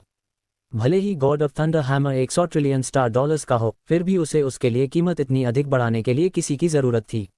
भले ही साहिल ने कीमत कुछ 100 बिलियन से सीधे 100 ट्रिलियन तक बढ़ा दी हो, मूर्खों को भी पता चल जाएगा कि गॉड ऑफ थंडर हैमर के साथ कुछ गड़बड़ है। ट्रेजर ट्रोव तब इसे जाने भी नहीं दे सकता था। अगर ऐसा हुआ तो साहिल को कुछ नहीं मिलेगा। चूंकि वह हथौड़े की असली कीमत नहीं जान सकता था, साहिल ने सोचा कि उसे आर्किमिडीज को गुस्सा दिलाना चाहिए और उसे अपने खिलाफ बोली लगाने के लिए मजबूर करना चाहिए। पैसे खर्च करने का यह एक अच्छा तरीका होगा। ये और भी बेहतर होगा यदि इसमें बहुत अधिक प्रीमियम लगे। इसलिए जैसा कि अभी दिख रहा है, आर्किमिडीज को गुस्सा दिलाने से उसे सबसे अधिक लाभ होगा। अध्याय 1734। सभी की निगाहों के बीच आखिरकार आर्किमिडीज बोला। वह उतना गुस्से में नहीं था जितना सभी ने उम्मीद की थी। उसने शांति से पूछा, तुम्हारा नाम क्या है? मैं वही हूँ जो मैं हूँ। आर्किमिडीज, ध्यान से सुनो, मेरा नाम साहिल खुराना है और याद रखना, यह एक ऐसा नाम होगा जो तुम्हें डर और निराशा महसूस कराएगा। साहिल ने अहंकारी और निरंकुश तरीके से कहा। वह बिल्कुल एक प्रमुख शक्ति के विलासी की तरह लग रहा था। साहिल खुराना, ठीक है, मैं तुम्हें याद रखूंगा। हालांकि ये कहना अभी बहुत जल्दबाजी होगी कि कौन किसे डर और निराशा महसूस कराएगा। आर्किमिडीज ने अपने दिल के गुस्से को दबाया और बोला। यदि वह अपने वरिष्ठों को निराश करने और परिवार को विरासत में लेने की अपनी योजना को प्रभावित करने के बारे में चिंतित नहीं होता, तो आर्किमिडीज ने बर्नर्ड को साहिल को मारने और उसे अनुभव कराने के लिए कहा होता कि मौत से भी बदतर भाग्य भुगतना कैसा होता है। ओह आर्किमिडीज, हमें पिछली बार मिले हुए कितना समय हो गया है? क्या तुम पहले ही भूल गए हो कि टैवन में क्या हुआ था? मुझे लगता है कि मैंने तुम्हें पर्याप्त सजा नहीं दी। अगर मुझे पता होता कि ऐसा होगा तो मैंने तुम्हें अपन कर दिया होता ताकि तुम यहाँ इतना शोर न मचाओ और मुझे परेशान न करो। साहिल ने थोड़ा निराश दिखते हुए कहा। जब उसने ये कहा तो मौके पर मौजूद हर कोई चौंक गया। अनगिनत आवाजें सुनाई दी। धिक्कार है, ये कौन है? वह इतना जंगली कैसे है? उसने यहाँ तक कहा कि वह लाइटफुट परिवार के प्रथम उत्तराधिकारी को अपन करना चाहता था। क्या वह लाइटफुट परिवार के प्रतिशोध के बारे में चिंतित नहीं है? कितना निरंकुश। मुझे लगा कि मास्टर आर्किमिडीज हम में से सबसे कुलीन हैं। मुझे उम्मीद नहीं थी कि अंधेरे में कोई ऐसा छिपा होगा जो उनसे परेशान नहीं होगा। इसने वास्तव में मेरा क्षितिज व्यापक कर दिया। इस नीलामी में मेरी यात्रा केवल इसे देखने के लिए सार्थक थी। क्या आपने नहीं सुना उसने क्या कहा? उसने कहा कि उसे मास्टर आर्किमिडीज को अपन न करने का पछतावा है, तो इसका मतलब है कि यह उनकी पहली मुलाकात नहीं है। इसके अलावा पिछली बार मिलने पर मास्टर आर्किमिडीज को एक बड़ा झटका लगा था।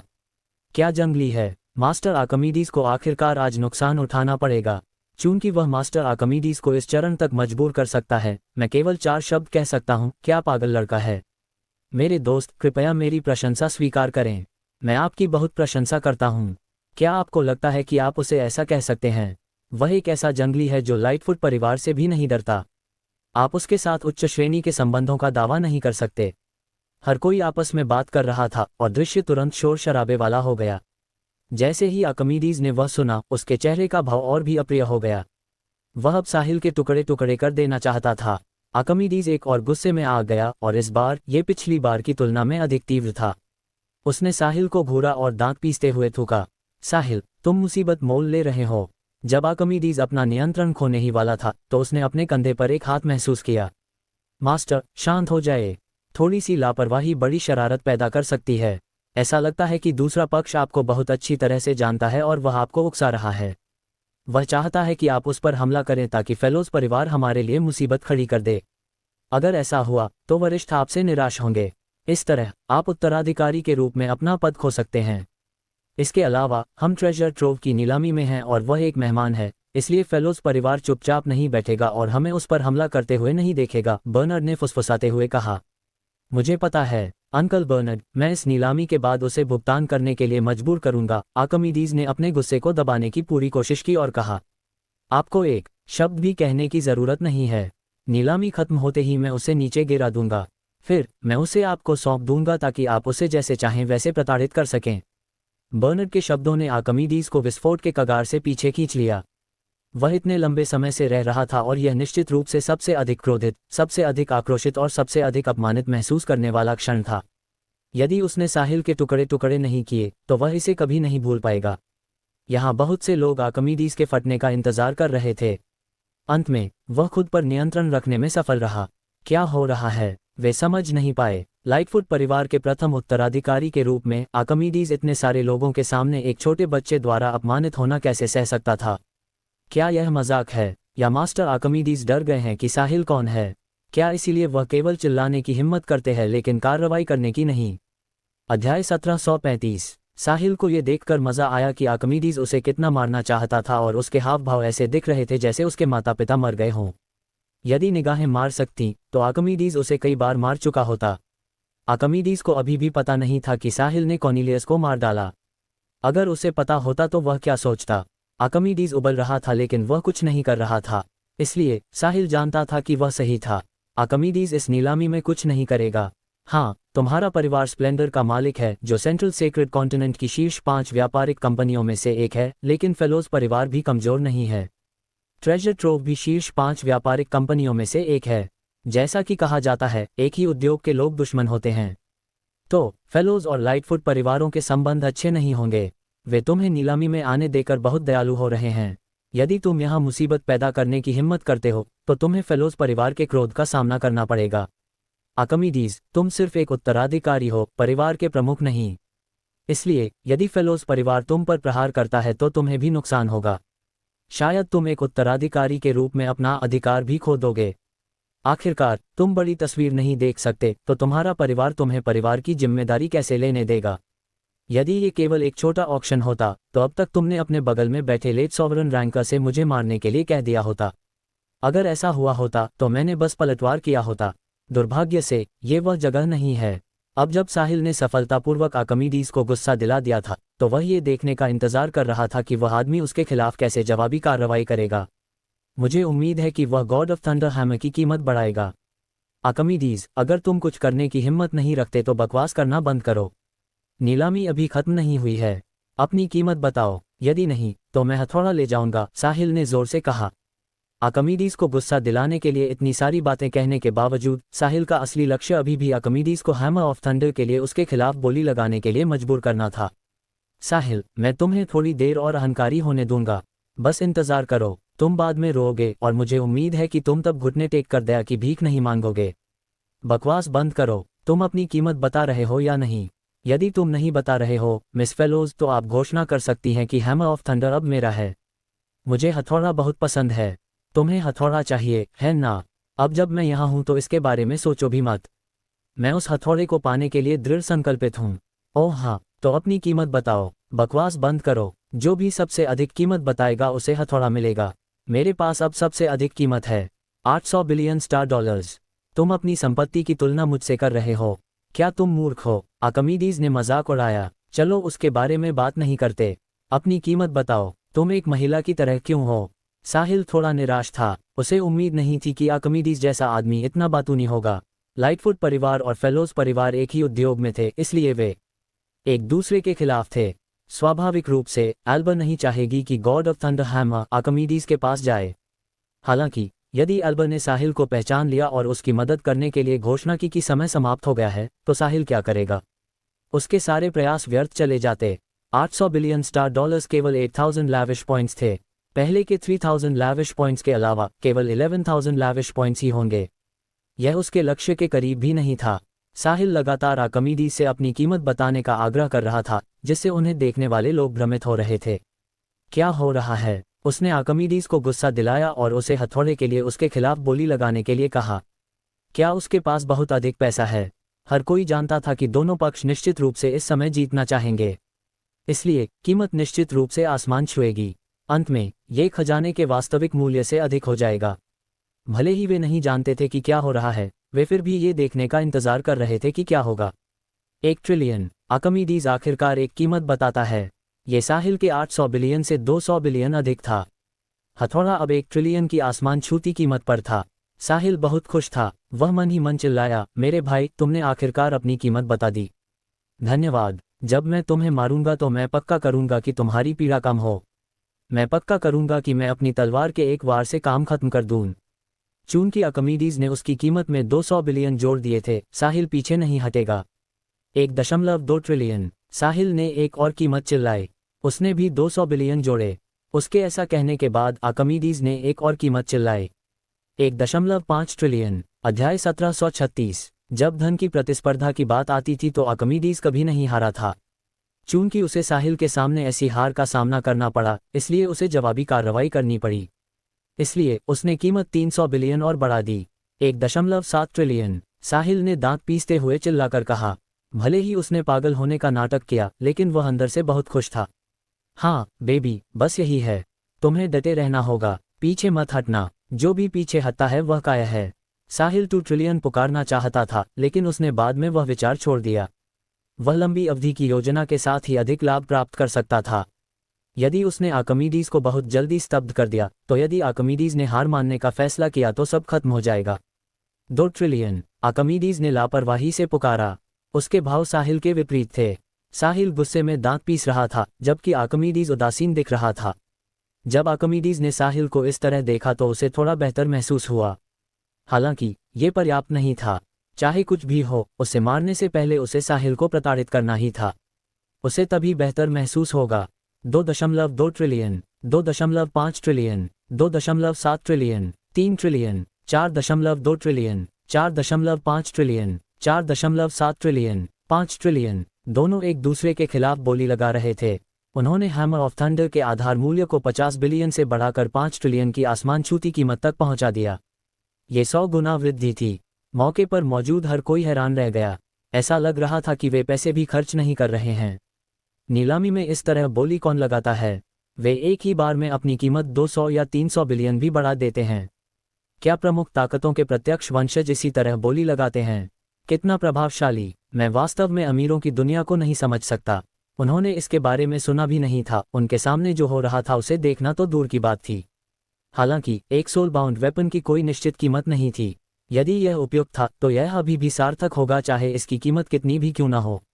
हालांकि यदि ऐसा नहीं था तो कोई इसका पूर्ण क्षमता से उपयोग नहीं कर सकता था, भले ही वह इसे अपने हाथ में रखे।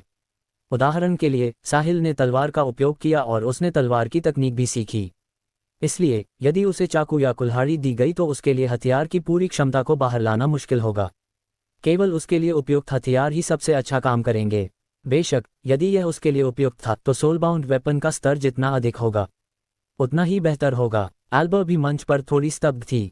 कितना समय हो गया है और कीमत पहले ही 5 ट्रिलियन तक पहुंच गई है। कितना अविश्वसनीय! यदि यह एक सामान्य बोली प्रक्रिया होती तो ट्रेजर ट्रोव ने हैमर ऑफ थंडर की कीमत लगभग 2 से 3 ट्रिलियन अनुमानित की होती। अब ये 5 ट्रिलियन तक पहुंच गई थी। इसके अलावा ऐसा लग रहा था कि यह जल्द ही नहीं रुकेगा। कोई नहीं जानता था कि अंतिम कीमत क्या होगी। एल्बर को चिंता नहीं थी कि वे दोनों इसे वहन नहीं कर पाएंगे। एक सीक्रेट सेंट का शिष्य था, जबकि एक स्प्लेंडर का युवा मास्टर और लाइटफुट परिवार का भावी प्रमुख भी था। उनके पास पैसे की कमी नहीं थी। एल्बर चाहती थी कि साहिल इसे वहन न कर सके ताकि वह उसके परिवार का एहसानमंद हो जाए। अगर ऐसा होता तो सिर्फ ये बोली ही एक बड़ी सफलता होती। अध्याय 1737। आर्किमिडीज वह था जिसने 5 ट्रिलियन पुकारा था। ये कीमत लगभग उसके द्वारा उपयोग किए जा सकने वाले फंड की सीमा पर थी। लाइटफुट परिवार स्प्लेंडर को नियंत्रित करता था, जो शीर्ष 5 व्यापारिक कंपनियों में से एक थी, इसलिए ये स्टार किंगडम की सबसे अमीर ताकतों में से एक थी। हालांकि यह मजा करने के लिए अपने प्रत्यक्ष वंशजों को इतना फंड नहीं देगा। एक प्रत्यक्ष वंशज कितने पैसे का उपयोग कर सकता है, इसके बारे में नियम थे। यह उनकी स्थिति, क्षमता और उन्होंने परिवार में कितना योगदान दिया, इससे संबंधित था। आर्किमिडीज परिवार का प्रथम उत्तराधिकारी था, इसलिए उसकी अपनी पीढ़ी के बीच सर्वोच्च स्थिति थी। साथ ही वह एक पार्शियल सॉवरन रैंक का था, जो उसकी पीढ़ी के बीच सबसे ऊंचा भी था। इसलिए आर्किमिडीज अन्य प्रत्यक्ष वंशजों की तुलना में अधिक फंड का उपयोग कर सकता था। हालांकि उसने पिछले कुछ वर्षों में इसका एक हिस्सा खर्च कर दिया था, इसलिए उसके पास बहुत कुछ नहीं बचा था। ये तब तक था जब तक कि वह पार्शियल सॉवरन रैंक से सॉवरन रैंक तक नहीं पहुंच जाता या परिवार में बड़ा योगदान नहीं देता। यदि नहीं, तो उसका फंड नहीं बढ़ेगा। गॉड ऑफ थंडर हैमर को 5 ट्रिलियन तक बढ़ा दिया गया था, इसलिए साहिल बहुत उत्साहित था। भले ही आर्किमिडीज रुकना चाहता था, ये कीमत पहले ही इस नीलामी में आने के साहिल के उद्देश्य से अधिक हो गई थी। वह पहले ही पार्शियल सेंट रेल में अपग्रेड कर सकता था। ये सब इस बात पर निर्भर करता था कि क्या आर्किमिडीज उसे एक और धक्का दे सकता है। यदि वह कीमत को 10 ट्रिलियन और उससे ऊपर तक बढ़ा सकता है, तो साहिल सीधे सेंट बन जाएगा। अगर ऐसा होता तो साहिल को आर्किमिडीज और उसके सभी पूर्वजों को धन्यवाद देना पड़ता। साहिल सेंट रेल में पहुंचने की अपनी भव्य योजना की खातिर थोड़ी देर चुप रहने का नाटक किया। उसके चेहरे पर एक परेशान भाव था ताकि आर्किमिडीज को लगे कि वह अब जारी नहीं रख सकता है। उस तरह से वह आर्किमिडीज को बोली लगाना जारी रखने के लिए लुभा सकता था। साहिल, क्या हुआ? तुम अब जारी नहीं रख सकते? क्या तुम अभी बहुत अहंकारी और जबरदस्त नहीं थे? कुछ कहो, बोली लगाना जारी रखो। ये सिर्फ 5 ट्रिलियन है। ये बमुश्किल पर्याप्त है। तुम इसे अब और नहीं संभाल सकते, है ना? तुम इतने परेशान दिख रहे हो, कितना शर्मनाक है। आर्किमिडीज ने साहिल के परेशान चेहरे को देखकर खुशी से कहा। भले ही वह अपनी सीमा पार करने ही वाला था और अपनी उड़ान के अंत में एक तीर की तरह था, आर्किमिडीज कोई कमजोरी नहीं दिखा सका। अन्य चीजों पर विचार करने से पहले उसे चीजों को बदलना था। इसके अलावा शीर्ष 5 व्यापारिक कंपनियों के लोगों के अलावा उसके साथ धन के लिए प्रतिस्पर्धा करने की हिम्मत कौन करेगा? यदि उन्होंने ऐसा किया तो वे मौत को दावत दे रहे होंगे। साहिल ने एक गहरी सांस ली और दांत पीसते हुए कहा, आर्किमिडीज, खुद पर बहुत गर्व मत करो। मैं तुम्हें अपने सामने इतना अहंकारी व्यवहार करने की अनुमति नहीं दूंगा, भले ही मैं दिवालिया हो जाऊं। साहिल दहाड़ा, 5.5 ट्रिलियन। उसने आर्किमिडीज की कीमत के ऊपर और 500 बिलियन बढ़ा दिए। एक बार फिर सबके जबड़े हैरान होकर गिर गए। सबके दिमाग में बस एक ही ख्याल था, ये दोनों पागल हो गए हैं। वे गुस्से से अंधे हो गए हैं और अपना आपा खो चुके हैं। उसने एक ही बार में 500 बिलियन जोड़ दिए। प्रतिस्पर्धा करने का ये तरीका नहीं है। वे पैसे का बिल्कुल भी सम्मान नहीं कर रहे हैं। मुझे आश्चर्य है कि जब वे होश में आएंगे तो क्या उन्हें पछतावा होगा। भले ही आर्किमिडीज ऊपर से शांत दिख रहा था, लेकिन उसने अंदर ही अंदर कोसना शुरू कर दिया था। ये बच्चा कहाँ से आया है? मैंने उसके बारे में पहले क्यों नहीं सुना? न केवल वह एक सॉवरन रैंक है, बल्कि वह मेरे जितना ही पैसा भी खर्च कर सकता है। मैं लाइटफुट परिवार का प्रथम उत्तराधिकारी हूँ। स्टार किंगडम की 6 शीर्ष ताकतों और अन्य 4 व्यापारिक कंपनियों के अन्य प्रत्यक्ष वंशजों के अलावा मेरे से अमीर और कौन है? मुझे नहीं लगता कि इन ताकतों के बीच कोई खुराना है। ये क्या बकवास है? इस बार बाहर आने के बाद मेरी योजना के अनुसार कुछ भी नहीं हो रहा है। आर्किमिडीज को पछतावा महसूस होने लगा। अध्याय 1738। यदि उसे पता होता कि ऐसा होगा तो वह वहीं रुक जाता और सॉवरन रैंक तक पहुंचने के बाद ही बाहर आता। यदि वह ऐसा करता तो वह इन सब से बच जाता। हालांकि इस समय आर्किमिडीज मुश्किल में पड़ गया था। इतने सारे लोग देख रहे थे। यदि उसने अब हार स्वीकार कर ली तो उसे बहुत शर्मिंदगी होगी। जब वह बोली जारी रखने वाला था, तभी बर्नर्ड ने उसके बगल में उसके कान में फुसफुसाते हुए कहा, मास्टर, शांत हो जाए। आपके पास बहुत अधिक फंड नहीं बचा है। साथ ही सॉवरन रैंक तक पहुंचने से पहले यह नहीं बढ़ेगा। यदि आप सब कुछ एक ही बार में खर्च कर देते हैं तो यह मुश्किल होगा। बर्नर्ड जानता था कि उसका मास्टर साहिल को हराना चाहता था, इसलिए उसने तब कुछ नहीं कहा। हालांकि जैसे जैसे चीजें हाथ से बाहर होती गईं, उसे कुछ कहना पड़ा। यदि उसने अपने मास्टर को जारी रखने की अनुमति दी तो इसका अंत अच्छा नहीं हो सकता है। एक mud level soul bound weapon को 5 ट्रिलियन की आसमान छूती कीमत तक पहुंचा दिया गया था। ये बहुत ज्यादा था, यह इसके लायक बिल्कुल नहीं था। इसके अलावा उनके पास पर्याप्त फंड नहीं था। अंकल बर्नर्ड, आप इतने सालों से मेरे साथ हैं, क्या आपको लगता है कि मैं इस स्थिति में शांत हो सकता हूं? मैंने वादा किया था कि मैं नीलामी में साहिल पर हमला नहीं करूंगा। यदि आप मुझे फिर से रोकते हैं तो वापस जाने पर मैं एक नए संरक्षक का अनुरोध करूंगा, आर्किमिडीज ने चेहरे पर बिना किसी भाव के कहा। मास्टर, मैं आपको केवल तथ्य बता रहा हूं, मैं आपको रोकने की योजना नहीं बना रहा हूं। यदि आप अभी भी फायदे और नुकसान को तौलने के बाद बोली लगाने का निर्णय लेते हैं तो मैं निश्चित रूप से आपके निर्णय का सम्मान करूंगा। साथ ही, क्या हुआ अगर साहिल को हैमर ऑफ थंडर मिल गया? अंत में ये हमारे पास ही आएगा। उस तरह से हमें एक भी पैसा खर्च करने की जरूरत नहीं होगी, बर्नर्ड ने कहा, न तो खुशामद करते हुए और न ही ये करते हुए। बर्नर्ड, मुझे नहीं लगता कि तुम मुझे बिल्कुल जानते हो। क्या तुम्हें लगता है कि मैं ये हथौड़े के लिए कर रहा हूँ? मैं ये लाइटफुट परिवार के प्रथम उत्तराधिकारी के सम्मान के लिए कर रहा हूँ।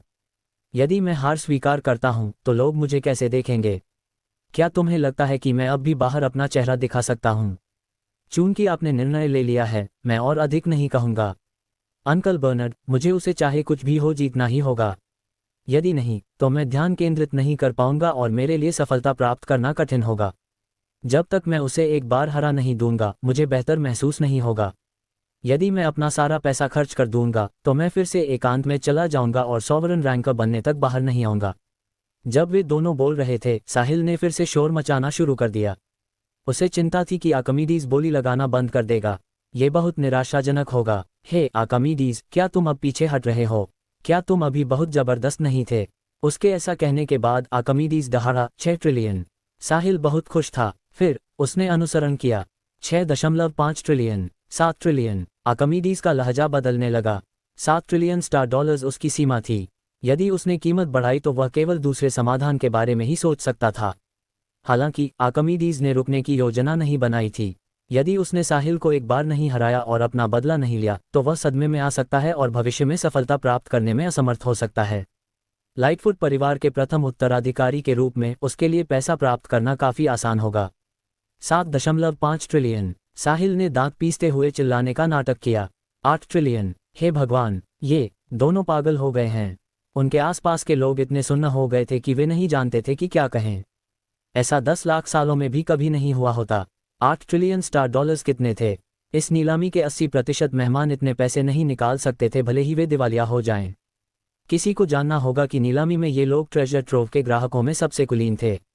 अंत में 2 युवा लोगों ने सिर्फ इसलिए 8 ट्रिलियन झोंक दिए क्योंकि वे प्रतिस्पर्धी थे और गुस्से में काम कर रहे थे। इसने हर किसी के विश्वदृष्टि को बदल दिया। अध्याय 1739। आर्किमिडीज, मैंने तुमसे कहा था कि भले ही मैं दिवालिया हो जाऊं और मेरे गुरु मुझे डांटें, मैं तुम्हें अपने सामने इतना अहंकारी व्यवहार करने की अनुमति नहीं दूंगा। क्या तुम्हें लगता है कि यदि तुम 8 ट्रिलियन मांगते हो तो तुम सुरक्षित हो? मुझे खेद है, मैं 9 ट्रिलियन मांगने जा रहा हूं। मुझे विश्वास नहीं है कि तुम अभी भी बोली लगाना जारी रखने की हिम्मत करोगे। तुम्हारा परिवार समृद्ध है, लेकिन तुम अभी परिवार के प्रमुख नहीं हो।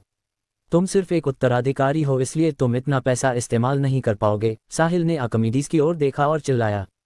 वह ऐसा लग रहा था जैसे वह सावधानी छोड़ रहा हो और आर्किमिडीज के साथ अंत तक लड़ने के लिए दृढ़ संकल्पित हो। 9 ट्रिलियन। आर्किमिडीज स्तब्ध रह गया। उसने सोचा कि वह पागल है, लेकिन उसे उससे भी ज्यादा पागल किसी से मिलने की उम्मीद नहीं थी। साहिल सिर्फ गुस्से में काम करने के कारण एक mud level soul bound weapon के लिए 9 ट्रिलियन खर्च करने को तैयार था। अंत में उसने कीमत में सीधे 1 ट्रिलियन भी जोड़ दिया। साहिल के चेहरे को देखते हुए यह उसकी सीमा होनी चाहिए। यदि आर्किमिडीज जारी रखता तो साहिल निश्चित रूप से रुक जाता। हालांकि यह आसान नहीं होगा।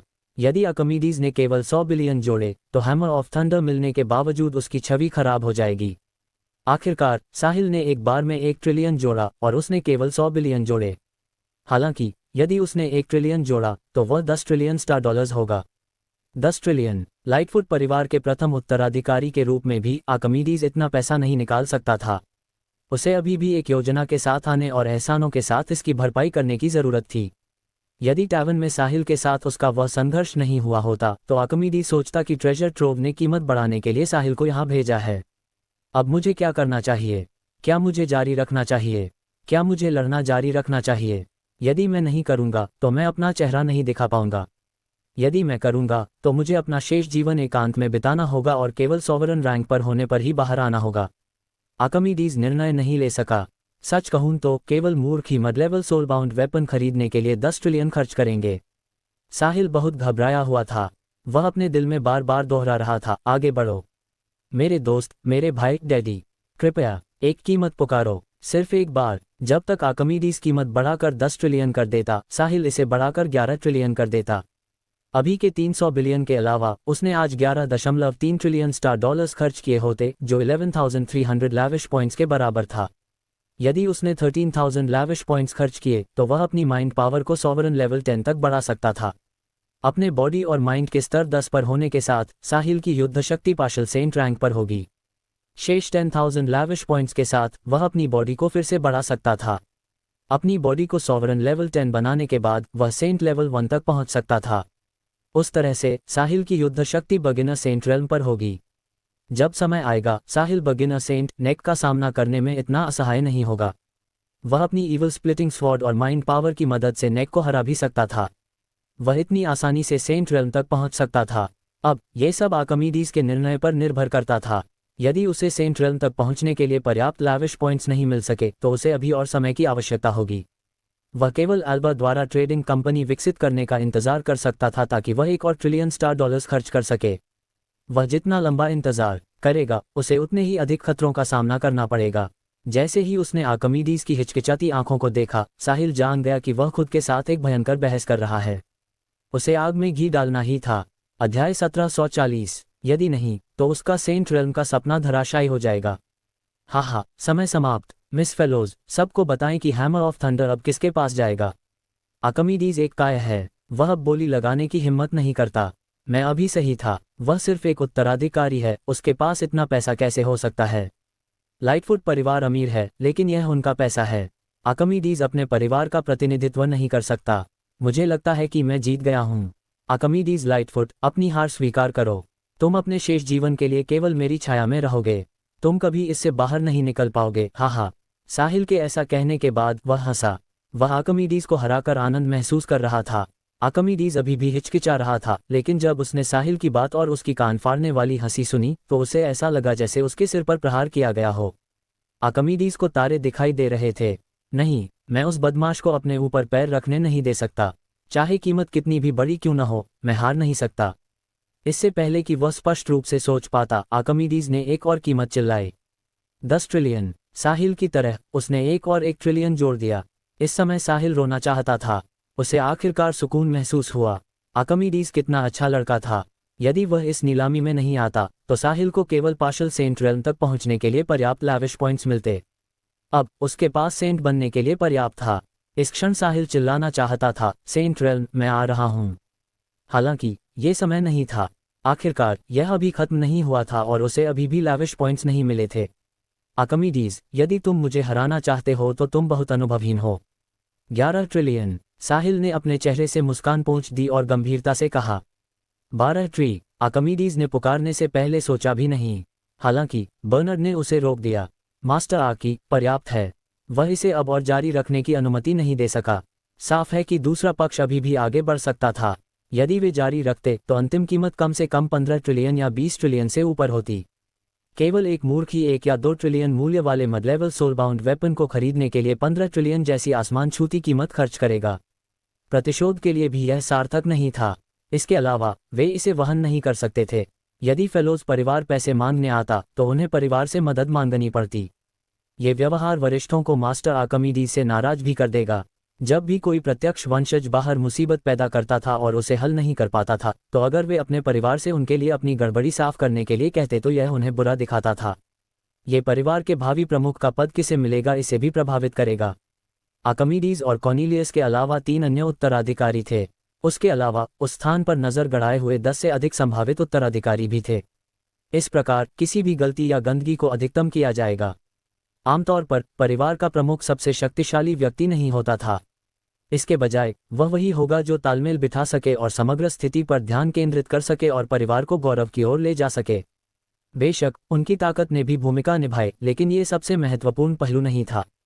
उस समय आर्किमिडीज सभी पहलुओं में उत्कृष्ट था और वह सबसे चालाक भी था। हालांकि आज जो कुछ भी हुआ उसके बाद वह पागल हो गया। यही कारण था कि वह समग्र स्थिति को नज़रअंदाज करने की कोशिश करता रहा। अंकल बर्नर्ड, मुझे अकेला छोड़ दो। मैं उस बच्चे को बताना चाहता हूं कि ऐसा कोई रास्ता नहीं है जिससे वह मुझे हरा सके। मास्टर, आप गुस्से से अंधे हो गए हैं। चलिए चलते हैं। नहीं, मैं नहीं। इससे पहले कि वह अपनी बात पूरी कर पाता, बर्नर्ड ने आर्किमिडीज की गर्दन के पीछे प्रहार किया, जिससे वह बेहोश हो गया। अध्याय 1741। आर्किमिडीज को अपने गुस्से पर काबू पाने और चीजों को अनियंत्रित स्तर तक बढ़ने से रोकने के लिए बर्नर्ड ने आर्किमिडीज को वहां से ले जाने का निर्णय लेने से पहले बहुत लंबे समय तक विचार किया। हैमर ऑफ थंडर की कीमत उसके मूल मूल्य से 10 गुना अधिक थी। यदि मास्टर आकी ने एक और कीमत पुकारी होती तो ये केवल बढ़ती ही रहती। ये प्रीमियम अनुचित था। भले ही मास्टर आकी जीत जाते और इसे खरीद लेते, फिर भी वे बाहरी दुनिया के लिए हंसी के पात्र बन जाते। जब भी लोग गपशप करते तो हर कोई उनके बारे में बात करता। क्या आर्किमिडीज के पैदा होने पर उनके सिर में चोट लगी थी? उन्होंने जीत हासिल करने के चक्कर में एक मड लेवल सोलबाउंड वेपन को उसकी कीमत से 10 गुना अधिक दाम पर खरीदा। वे केवल पैसे और बिना दिमाग वाले होने का प्रतीक हैं। सबसे महत्वपूर्ण बात यह थी कि वे अभी इतना पैसा नहीं निकाल सकते थे। जब ऐसा होता तो उन्हें अपनी गड़बड़ साफ करने के लिए परिवार की आवश्यकता होती। नफा नुकसान तौलने के बाद बर्नर्ड ने सोचा कि वह चुपचाप नहीं बैठ सकता। चूंकि वह आर्किमिडीज को इसके लिए मना नहीं सका, इसलिए उसे बस उन्हें बेहोश करना चाहिए और ले जाना चाहिए। उसे विश्वास था कि जागने पर आर्किमिडीज उसे धन्यवाद देंगे। यदि उन्होंने इसके बाद कोई दूसरा प्रोटेक्टर रखने का निर्णय लिया तो बर्नर्ड निराश नहीं होगा। इसके बजाय वह खुशी महसूस करेगा। ऐसा इसलिए था क्योंकि यदि वह भावनाओं के वश में रहने वाले मास्टर का अनुसरण करना जारी रखता तो वह जल्द ही या बाद में मुसीबत में पड़ जाता। उसके लिए बेहतर होगा कि वह जल्द से जल्द खुद को इससे बाहर निकाल ले। बर्नर्ड का मानना था कि परिवार उसके लिए चीजें कठिन नहीं करेगा क्योंकि वह एक लेट सॉवरन रैंकर था। इसके अलावा वह यह मास्टर आकी की भलाई और परिवार की प्रतिष्ठा के लिए कर रहा था।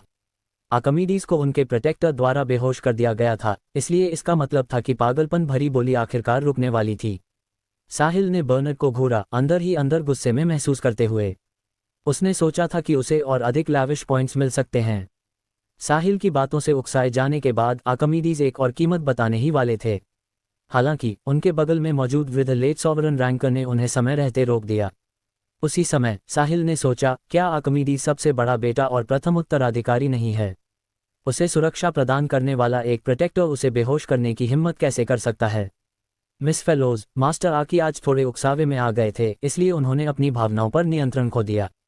मुझे खेद है, मैं उनके साथ पहले निकल रहा हूँ। चिंता न करें, हमने अभी जो चीजें बोली लगाई हैं, हम अंतिम कीमत के अनुसार उनका भुगतान करेंगे। बर्नर्ड के ऐसा कहने के बाद एल्बर के कुछ कहने से पहले ही वह आर्किमिडीज के साथ चले गए। ये प्रहसन आखिरकार समाप्त हो गया। भले ही साहिल खुश नहीं था, लेकिन आज का परिणाम उसकी अपेक्षाओं से कहीं अधिक था। उसका लक्ष्य 13,000 लैविश पॉइंट्स था ताकि वह पार्शल सेंट रेल में पहुंच सके। अंत में उसे 113,000 लैविश पॉइंट्स मिले। वह अब सेंट रेल में भी पहुंच सकता था। मनुष्य बहुत लालची नहीं हो सकता। जितना मिला वह पर्याप्त था। साहिल सिर्फ एक कदम में सेंट रेल में पहुंचने में सक्षम होने पर बहुत खुश था। आर्किमिडीज के जाने के बाद साहिल ने कहा, मिस फेलोज, चूंकि आर्किमिडीज चले गए हैं, अब कोई मेरे खिलाफ बोली नहीं लगाएगा, है ना? क्या आपको अब हैमर ऑफ थंडर के विजेता की घोषणा नहीं करनी चाहिए? एल्बर ये सुनकर होश में आए।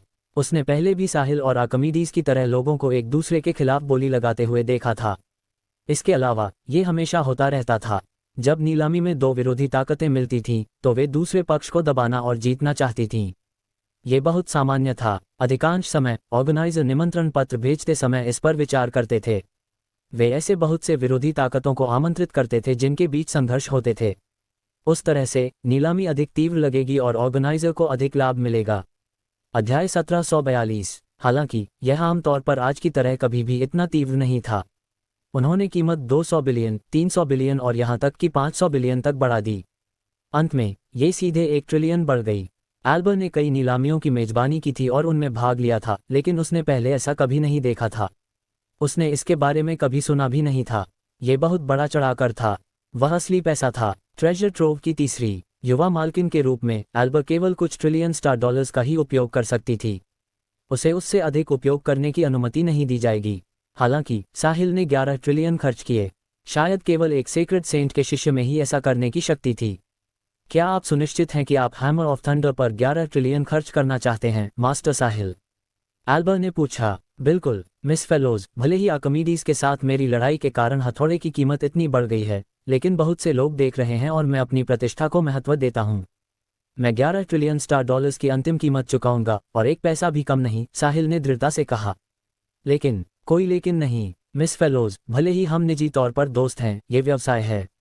आप नीलामी की मेजबान हैं जबकि मैं एक बोली लगाने वाला हूँ। ठीक है, चूंकि आपने ऐसा कहा है तो मैं और कुछ नहीं कह सकती।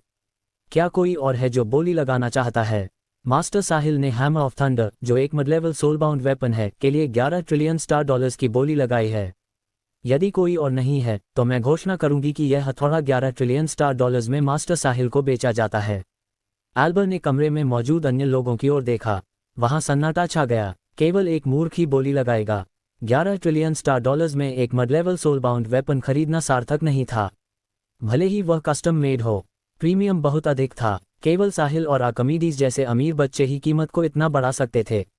यदि कोई नहीं है तो मैं घोषणा करूंगी, हैमर ऑफ थंडर, एक मिड लेवल सोलबाउंड वेपन, 11 ट्रिलियन एक बार, 11 ट्रिलियन दो बार, 11 ट्रिलियन तीन बार, बिक गया। एल्बर द्वारा इसकी घोषणा करने के बाद वहां शोर मच गया।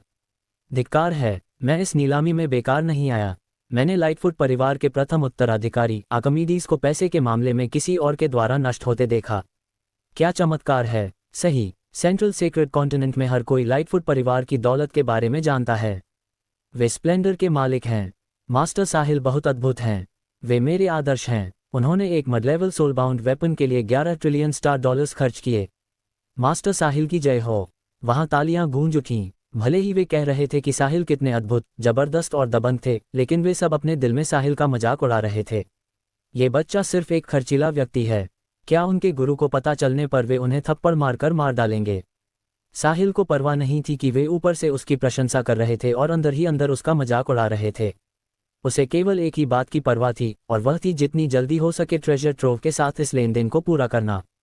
जैसे ही उसे 113,000 लाविश पॉइंट्स मिल जाएंगे, साहिल एक सेंट बन जाएगा। वह एक वास्तविक सेंट होगा, पार्शल सेंट नहीं, जो साहिल का मूल लक्ष्य था। दोनों के बीच बहुत बड़ा अंतर था। सेंट रेल्म वह क्षेत्र भी था जिसका सपना अनगिनत लोग देखते थे। नेक्सिमन स्टार किंगडम के एकमात्र व्यक्ति थे जो हाल ही में सेंट बने थे। पीक सॉवरन रैंक या पार्शल सेंट रेल्म में बहुत से लोग फंसे हुए थे। हालांकि ऐसे बहुत से लोग नहीं थे जो वास्तव में सेंट बन सकें।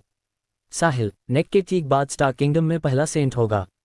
अध्याय 1743। सब लोग शांत हो जाए। भले ही मास्टर साहिल ने हैमर ऑफ थंडर खरीदा है, लेकिन नीलामी अभी समाप्त नहीं हुई है। अब अन्य खजानों पर बोली लगाना जारी रखते हैं। मैं वादा करती हूं कि वे सभी हैमर ऑफ थंडर के समान स्तर के हैं, एल्बर ने जोर से कहा। वहां फिर से सन्नाटा छा गया। आर्किमिडीज और साहिल के बीच का नाटक देखने के बाद उन्हें अपने काम पर ध्यान केंद्रित करना चाहिए। उन दो अमीर पुरुषों के बिना नीलामी अब सामान्य हो सकती थी। जल्द ही एक और खजाना मंच पर लाया गया। साहिल इस समय अपनी पूरी दिलचस्पी खो चुका था, इसलिए वह चुपचाप जाने के लिए उठा। हालांकि जैसे ही वह कार्यक्रम स्थल से बाहर निकला, ट्रेजर ट्रोव के एक स्टाफ सदस्य ने उसे रोक दिया। मुझे खेद है, मास्टर साहिल, कृपया अपनी सीट पर वापस जाएं। आप नीलामी समाप्त होने से पहले नहीं जा सकते। तो आर्किमिडीज क्यों जा सकते हैं? साहिल ने पूछा। वह जिन खजानों पर बोली लगाई थी, उनका भुगतान करने के बाद ही निकले थे। खैर, मेरे सभी खजानों की कुल राशि की गणना करते हैं। ऐसा नहीं है कि मैं भुगतान नहीं करने जा रहा हूं, साहिल ने कहा। वह यहां भुगतान करने आया था। क्या इन लोगों को लगा कि वह भाग रहा है? क्या मजाक है? उसने इतने अधिक लैविश पॉइंट्स प्राप्त करने के लिए इतने पैसे खर्च करने में इतनी मेहनत की ताकि वह एक सेंट बन सके। यदि वह अभी भाग जाता तो क्या उसे फिर से शुरुआत नहीं करनी पड़ती? ठीक है, कृपया मेरे साथ आइए। साहिल भुगतान करने के लिए दूसरे पक्ष के साथ बैकस्टेज चला गया। हालांकि जब वह रास्ते में था, तब स्टाफ के कान में एक आवाज आई, साहिल को मेरे पास लाओ। जिस व्यक्ति ने बात की थी वह ट्रेजर ट्रोव के मुख्यालय के प्रमुख वलेरियो थे।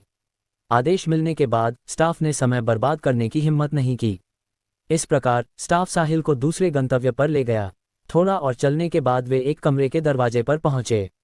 खट खट खट। स्टाफ ने दरवाजा खटखटाया और सम्मानपूर्वक कहा, मिस्टर वलेरियो, मास्टर साहिल यहाँ हैं। फिर कमरे के अंदर से एक आवाज आई, उसे अंदर आने दो। जी सर। स्टाफ ने ये कहने के बाद दरवाजा खोला। फिर स्टाफ ने इशारा करते हुए साहिल से कहा, मास्टर साहिल, ट्रेजर ट्रोव के प्रमुख आपको बुला रहे हैं। साहिल को जिज्ञासा हुई, क्या मैं भुगतान करने नहीं जा रहा था? मैं ट्रेजर ट्रोव के प्रमुख से मिलने क्यों जा रहा हूँ? क्या इसलिए क्योंकि राशि बहुत बड़ी है इसलिए प्रमुख को खुद इसे संभालना पड़ रहा है? ये सिर्फ 11 ट्रिलियन स्टार डॉलर्स है। यह इतना अधिक नहीं है ना? साहिल कमरे में दाखिल हुआ। सफ़ेद बालों और लाल रंगत वाला एक बूढ़ा आदमी कमरे में बैठा चाय पी रहा था। ये वही पार्शल सेंट था जो नीलामी शुरू होने से पहले मंच पर बोला था। जब उसने साहिल को देखा तो बूढ़ा आदमी मुस्कुराया और बोला, साहिल बैठो। मैं वलेरियो फेलोज हूँ, ट्रेजर ट्रोव का प्रमुख। आप बहुत विनम्र हैं मिस्टर वलेरियो, साहिल ने उत्तर दिया और बिना खुद को रोके बैठ गया। वलेरियो सिर्फ एक पार्शल सेंट थे। तब साहिल इस तरह के एक पावर हाउस का सामना करते समय सतर्क हो सकता था। हालांकि अब उसे इसकी आवश्यकता नहीं थी क्योंकि वह जल्द ही एक सेंट बनने वाला था। साहिल, तुम बहुत युवा और होनहार हो। तुम इतनी कम उम्र में आर्किमिडीज को दबाने में सफल रहे। तुम्हें पता होना चाहिए कि वह लाइटफुट परिवार का प्रथम उत्तराधिकारी है और उसका परिवार स्प्लेंडर को नियंत्रित करता है, जो शीर्ष 5 व्यापारिक कंपनियों में से एक है।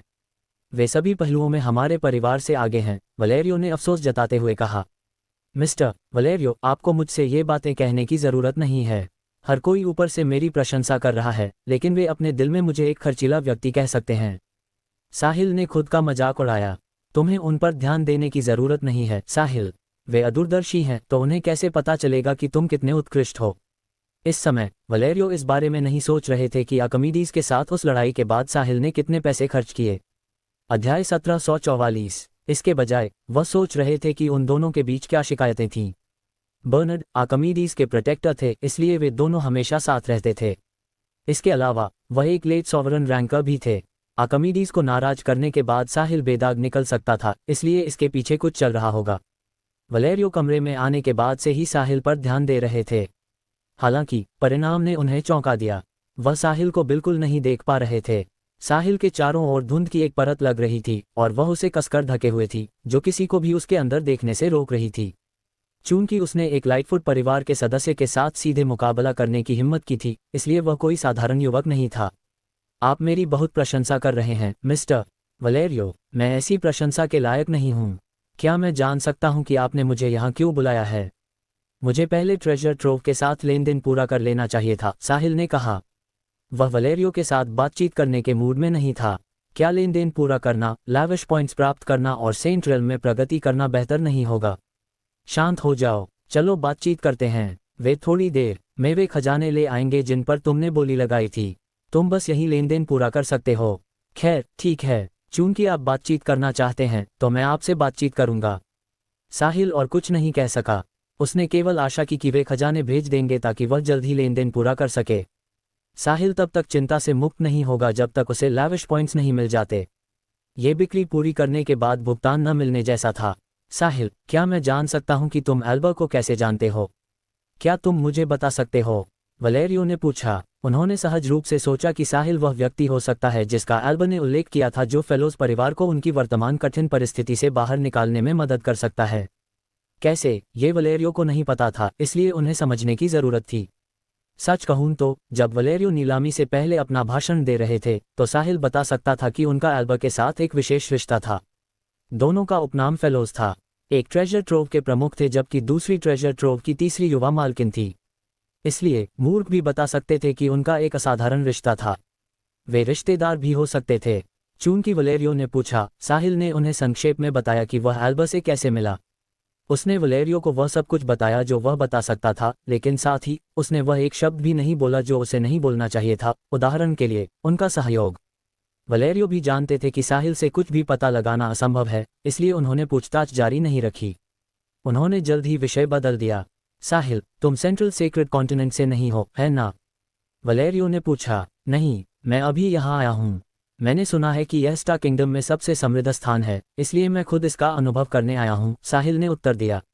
मैं समझ गया। मैं सोच रहा था कि मैंने सेंट्रल सेक्रेट कॉन्टिनेंट में तुम्हारे बारे में पहले कभी क्यों नहीं सुना। तुम्हें पता होना चाहिए कि ऐसे बहुत से युवा नहीं हैं जो एक बार में 10 ट्रिलियन स्टार डॉलर से अधिक निकाल सकें। मेरे गुरु ने मुझे वह पैसा दिया था।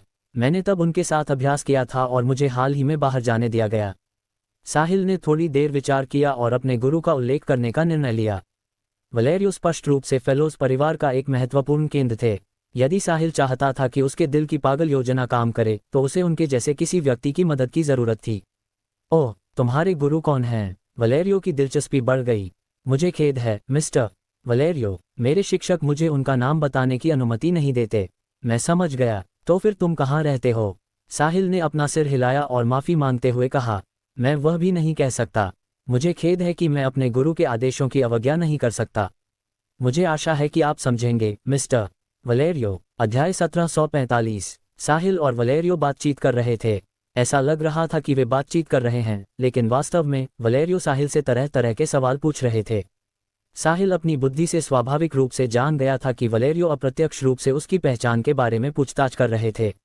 इसलिए उसने बार बार उल्लेख किया कि उसके पास एक अद्भुत गुरु है। उसने कहा कि उसने हमेशा अपने गुरु के साथ अभ्यास किया था और उसे हाल ही में बाहर जाने दिया गया था। जहां तक अन्य बिंदुओं की बात है, क्षमा करें, लेकिन साहिल केवल औपचारिक रूप से उत्तर देगा। वलेरियो को भी एहसास हुआ कि उन्हें इस तरह पूछने से वह उत्तर नहीं मिलेगा जो वह चाहते थे। इसलिए उन्होंने पूछने का तरीका बदल दिया और साहिल के साथ घरेलू छोटी मोटी बातों के बारे में बातचीत करने लगे। बेशक साहिल मूर्ख नहीं था। उसकी माइंड पावर बढ़ने के साथ उसकी आईक्यू और बुद्धिमत्ता भी बढ़ गई। चाहे फेलोज ने कुछ भी कहा या पूछा हो, साहिल का उत्तर अभेद्य होगा, जो अपने बारे में थोड़ी सी भी जानकारी उजागर नहीं करेगा। साहिल केवल वलेरियो को वही चीजें जानने देगा जो वह उन्हें बताना चाहता था। जैसे जैसे समय बीतता गया, साहिल अधीर होने लगा। उसके 110,000 लाविश पॉइंट्स उसके ठीक सामने थे। जैसे ही वे लेन देन पूरा कर लेते, उन्हें मिलते ही वह एक सेंट बन सकता था। हालांकि वह यहाँ वलेरियो के साथ बातचीत में फंसा हुआ था। ये कष्टदायक था। जैसे ही साहिल बचने का रास्ता सोच रहा था, खट खट खट, किसी ने दरवाजा खटखटाया। साहिल बहुत खुश हुआ। क्या खजाने यहाँ हैं? क्या मैं अब लेन देन पूरा कर सकता हूँ? साहिल इस बारे में सोचकर उत्साहित था। हालांकि वलेरियो ने अपनी बाहें सिकुड़ी और पूछा, कौन है? उन्होंने सभी को पहले ही आदेश दिया था कि उनकी अनुमति के बिना किसी को भी उन्हें बाधित करने की अनुमति नहीं है। कौन उनके आदेशों की अनदेखी करने की हिम्मत कर रहा था? फिर दरवाजे के बाहर से एक स्पष्ट आवाज आई, ग्रैंपा वाल, मैं हूं। वलेरियो के दिल का गुस्सा उस आवाज को सुनकर आधा रह गया। एल्बा, अंदर आ जाओ, वलेरियो ने कहा। एल्बा ने दरवाजा खोला और कमरे में दाखिल हुई। फिर उसने साहिल और ग्रैंपा वाल को देखा। नीलामी समाप्त हो गई थी। जब वह साहिल को ढूंढ रही थी तो उसने सुना कि ग्रैंपा वाल साहिल को ले गए हैं। इस प्रकार वह पागलों की तरह वहां पहुंची। वह चिंतित थी कि साहिल ग्रैंपा वाल के साथ बहस शुरू कर देगा। साहिल वह व्यक्ति था जो उसके परिवार को उनकी कठिन परिस्थिति से बाहर निकालने में मदद कर सकता था, इसलिए वे उसे नाराज नहीं कर सकते थे। जैसे ही साहिल ने एल्बा के खाली हाथों को देखा, उसका दिल बैठ गया। वह खजाने नहीं लाई थी। वह बेकार में उत्साहित हो गया। ग्रैंपा वाल, मास्टर साहिल, एल्बा ने पुकारा। नमस्ते मिस फेलोज, साहिल ने विनम्रता से कहा। एल्बा, बैठो, मैं साहिल से बात कर रहा हूं, वलेरियो ने मुस्कुराते हुए कहा। ऐसा नहीं लग रहा था कि दोनों पुरुषों के बीच कोई असहमति थी। अध्याय 1746। एल्बा ने अंदर ही अंदर राहत की सांस ली। वह दरवाजा बंद करने के लिए मुड़ी और फिर उन दोनों के बगल में बैठ गई। ग्रैंपा वाल, मास्टर साहिल, आप किस बारे में बात कर रहे हैं? एल्बा को जिज्ञासा हुई। ये कुछ भी नहीं है मिस्टर, वलेरियो ने मुझे यहाँ घरेलू छोटी मोटी बातों के बारे में बात करने के लिए बुलाया था। सही, मिस फेलोज, क्या नीलामी समाप्त हो गई है? साहिल ने सवाल का जवाब देने के बाद फिर से पूछा। हाँ, ये समाप्त हो गई है। अंतिम कुछ वस्तुओं के लिए बोली लगाने की प्रक्रिया सुचारू रूप से चली और यह आपके आर्किमिडीज के खिलाफ बोली लगाने जितनी रोमांचक नहीं थी। मास्टर साहिल, आपने कुछ नया शुरू किया है। आपको नीलामियों के इतिहास में लिखा जाएगा। मेरा मजाक उड़ाना बंद करें मिस फेलोज। मुझे पता है कि मैंने क्या किया है। मुझे लगता है कि अब हर कोई मेरा मजाक उड़ा रहा है। हालांकि आर्किमिडीज अभी भी मेरे सिर पर चढ़ने के लिए बहुत कमजोर है। मैं उसे खुद को दुनिया का सबसे बड़ा व्यक्ति मानते हुए बर्दाश्त नहीं कर सकता। गलत मत समझिए मास्टर साहिल, मैं आपका मजाक उड़ाने की कोशिश नहीं कर रही हूँ, एल्बा ने जल्दी से समझाया। ये ठीक है, मुझे कभी परवाह नहीं होती कि लोग मेरे बारे में क्या सोचते हैं। इससे मेरा कोई लेना देना नहीं है कि दूसरे लोग मेरे बारे में क्या सोचते या कहते हैं। मुझे बस अपना काम करने की जरूरत है। साहिल ने उदासीनता से कहा। तुम्हारा नजरिया बहुत अच्छा है साहिल। कोई आश्चर्य नहीं कि तुमने इतनी कम उम्र में इतनी बड़ी उपलब्धियां हासिल की हैं, वलेरियो ने प्रशंसा की। ये देखते हुए कि एल्बा ने साहिल के साथ कैसा व्यवहार किया, वलेरियो लगभग निश्चित थे कि यह युवक उस अफसर से संबंधित था जिसका उल्लेख एल्बा ने किया था। इसके अलावा आर्किमिडीज को नाराज करने के बाद साहिल बहुत शांत था। वह लाइटफुट परिवार द्वारा उसके खिलाफ बदला लेने के बारे में चिंतित नहीं था और वलेरियो जैसा एक पार्शल सेंट भी उसे नहीं देख सका। वलेरियो को यकीन था कि साहिल कोई साधारण व्यक्ति नहीं था। उसका गुरु कौन है? क्या ये हो सकता है मिस्टर वलेरियो, मिस फेलोज, नीलामी समाप्त हो गई है, तो क्या हम लेन देन पूरा कर सकते हैं? साहिल ने उम्मीद के साथ पूछा। चूंकि तुमने ऐसा कहा है तो तुम अपने खजाने देखने के लिए अधीर होगे। कृपया प्रतीक्षा करें, मैं स्टाफ से कहूंगा कि वे अब आपके खजाने भेज दें, वलेरियो ने कहा। धन्यवाद मिस्टर वलेरियो। भले ही मैंने हैमर ऑफ थंडर पर बोली लगाई क्योंकि मैं आर्किमिडीज से लड़ रहा था, लेकिन मुझे वह मिड लेवल सोलबाउंड वेपन बहुत पसंद है। अपनी पसंद की किसी चीज़ का मिलना आसान नहीं होता। आप ऐसी चीज़ नहीं पा सकते चाहे आप इसके लिए कितना भी भुगतान क्यों न करें। सच कहूं तो हैमर ऑफ थंडर एक हाई लेवल सोलबाउंड वेपन से अधिक महत्वपूर्ण है। मैंने कभी उम्मीद नहीं की थी कि तुम इतने मिजाजी और अपनी पसंद की किसी चीज़ के लिए इतनी ऊंची कीमत चुकाने के लिए इतने साहसी होगे। सच कहूं तो मैं ट्रेजर ट्रोव के प्रमुख के रूप में तुम्हारी तरह इतना मनमौजी होने की हिम्मत भी नहीं करूंगा। वलेरियो द्वारा आदेश दिए जाने के बाद ट्रेजर ट्रोव के स्टाफ थोड़े समय बाद साहिल द्वारा बोली लगाई गई 4 वस्तुओं को कमरे में ले आए। साहिल ने पिछली 3 वस्तुओं पर ध्यान नहीं दिया था। उसने बस इतना सोचा था कि कीमत सही है और कीमत पहले चरण में बेची गई कीमत से बहुत अधिक थी, इसलिए उसने उन पर बोली लगा दी। तीनों वस्तुओं की कीमत 298 बिलियन थी, इसलिए उनमें से प्रत्येक की औसत कीमत 100 बिलियन से कम थी। चौथी वस्तु हैमर ऑफ थंडर की कीमत आसमान छूकर 11 ट्रिलियन स्टार डॉलर्स तक पहुंच गई। चारों वस्तुओं का कुल योग 11 ट्रिलियन 298 बिलियन था। चारों वस्तुएं कमरे के अंदर टेबल पर रखी गई थीं। साहिल, कृपया जांचें कि क्या ये वही खजाने हैं जिन पर तुमने बोली लगाई थी। वलेरियो ने साहिल की ओर देखा और पूछा। मुझे ज़रूरत नहीं है मिस्टर वलेरियो। ट्रेजर ट्रोव शीर्ष 5 व्यापारिक कंपनियों में से एक है, इसलिए मुझे विश्वास है कि आप अपनी प्रतिष्ठा खराब करने के लिए कुछ नहीं करेंगे। साथ ही मैं मिस फेलोज का दोस्त हूँ। भले ही मुझे आप पर भरोसा न हो, मुझे उन पर भरोसा है कि वे मुझसे झूठ नहीं बोलेंगी, साहिल ने उत्साह के साथ कहा। वह आखिरकार लाविश पॉइंट्स प्राप्त करने वाला था। वह सेंट रेल्म का स्वाद चख सकता था और साहिल बहुत खुश था। वलेरियो ने उसके भाव देखे और भ्रमित हो गए। वह अपनी पहचान के साथ एक मिड लेवल सोलबाउंड वेपन के बारे में इतना उत्साहित क्यों है? भले ही उसे हैमर ऑफ थंडर पसंद हो, उसे इतना उत्साहित होने की ज़रूरत नहीं है ना? हालांकि वलेरियो ने गहन जांच नहीं की। यदि ऐसा है तो लेन देन पूरा करते हैं। साहिल, कृपया पैसा ट्रेजर ट्रोव के सार्वजनिक खाते में स्थानांतरित कर दो। तुम्हारे पूरा करने के बाद वे तुम्हारे हैं। ठीक है, साहिल ने जल्दी से उत्तर दिया। उसने ट्रेजर ट्रोव के सार्वजनिक खाते में 11 ट्रिलियन 298 बिलियन स्टार डॉलर स्थानांतरित करने के लिए सिस्टम का उपयोग किया। लेन देन पलक झपकते ही पूरा हो गया। तुम बहुत सीधे व्यक्ति हो साहिल। वे अब तुम्हारे हैं, वलेरियो ने मुस्कुराते हुए कहा। भले ही वह जानते थे कि साहिल मजे के लिए बोली नहीं लगाएगा, लेकिन खाते में पैसे आते देखकर वलेरियो अफसोस जताए बिना नहीं रह सके। ये बच्चा बहुत अमीर है। उसके प्रदर्शन को देखते हुए उसके पास निश्चित रूप से 11 ट्रिलियन से अधिक है। अध्याय 1747। लेन देन के बाद साहिल ने अपने चारों खजाने लिए और एल्बर और वलेरियो से विदा ली। उसके पास अपना सिस्टम जांचने का समय नहीं था, इसलिए वह नहीं जानता था कि उसे लाविश पॉइंट्स मिले हैं या नहीं। यदि hammer of thunder 11 trillion star dollar से अधिक मूल्य का था तो उसे निश्चित रूप से सभी लाविश पॉइंट्स मिल जाएंगे। हालांकि यदि ऐसा नहीं था तो उसे केवल इसकी वास्तविक कीमत के बराबर लाविश पॉइंट्स मिलेंगे। ये साहिल के लिए महत्वपूर्ण था। ये निर्धारित करेगा कि वह पार्शल सेंट रेल्म में होगा या क्षेत्रों को छोड़कर सीधे सेंट रेल्म और प्री सेंट रैंक पर जाएगा। हालांकि साहिल ने सोचा कि चूंकि सिस्टम ने कहा था कि गॉड ऑफ थंडर हैमर शीर्ष 3 एंशिएंट वेपन्स में से एक था, इसलिए यह बहुत मूल्यवान होना चाहिए। स्टार किंगडम के बाजार मूल्य के अनुसार एक हाई लेवल सोलबाउंड वेपन के लिए 11 ट्रिलियन स्टार डॉलर्स पर्याप्त नहीं थे। चूंकि यह शीर्ष 3 एंशिएंट वेपन्स में से एक था, इसलिए गॉड ऑफ थंडर हैमर निश्चित रूप से एक हाई लेवल सोलबाउंड वेपन से अधिक मूल्यवान होगा, भले ही वह क्षतिग्रस्त हो। इसलिए इस बात की बहुत संभावना थी कि साहिल को सभी लाविश पॉइंट्स मिल जाएंगे। एल्बर और वलेरियो बता सकते थे कि साहिल जल्दी में था, इसलिए उन्होंने उसे नहीं रोका। अपने कमरे में वापस आने के बाद साहिल ने दरवाज़ा बंद कर लिया और अपने आसपास नज़र रखने के लिए अपनी माइंड पावर का उपयोग किया ताकि कोई अचानक उसके कमरे में न आ जाए। एक बार जब वह पूरा कर चुका तो उसने अधीरता से अपना सिस्टम खोला। Host Sahil Khurana. Balance 9 quadrillion 985 trillion 701 billion 990 million star dollars. Body sovereign level 6। आप 1000 लाविश पॉइंट्स का उपयोग करके एक स्तर ऊपर अपग्रेड कर सकते हैं। Mind sovereign level 1। आप 1000 लाविश पॉइंट्स का उपयोग करके अपग्रेड कर सकते हैं।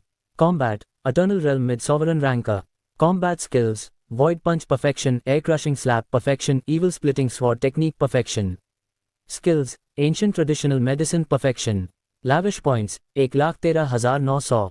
जब साहिल ने अपने लैविश पॉइंट्स का संतुलन देखा तो उसकी आंखों में एक बड़ा आश्चर्य झलक उठा। उसी समय उसने कान फाड़ देने वाली हंसी छोड़ी। हा हा हा। जी भरकर हंसने के बाद उसने खुद को शांत किया। सौभाग्य से उसने अपनी माइंड पावर से अपने कमरे को बंद कर दिया था, यदि नहीं तो ट्रेजर ट्रोव के लोग वह सुनकर निश्चित रूप से उसकी जांच करने आते। वाकई जैसा उसने उम्मीद की थी, God of thunder hammer 11 trillion से अधिक मूल्य का था। अब उसे सभी लैविश पॉइंट्स मिल गए थे, इसलिए वह अपनी ताकत बढ़ा सकता था। अब जबकि वह स्टार किंगडम में था, वह वास्तव में ताकत के महत्व को समझ गया था। भले ही वह पहले से ही जानता था कि जब वह पृथ्वी और मिल्की वे में था तो उसकी ताकत ही आधार थी। वह बहुत ही शांत रहता था और उसने कभी मौत के संकट का अनुभव नहीं किया था। हालांकि नेक ने उसे स्टार किंगडम में आते ही ताकत का प्रारंभिक प्रदर्शन दिखाया।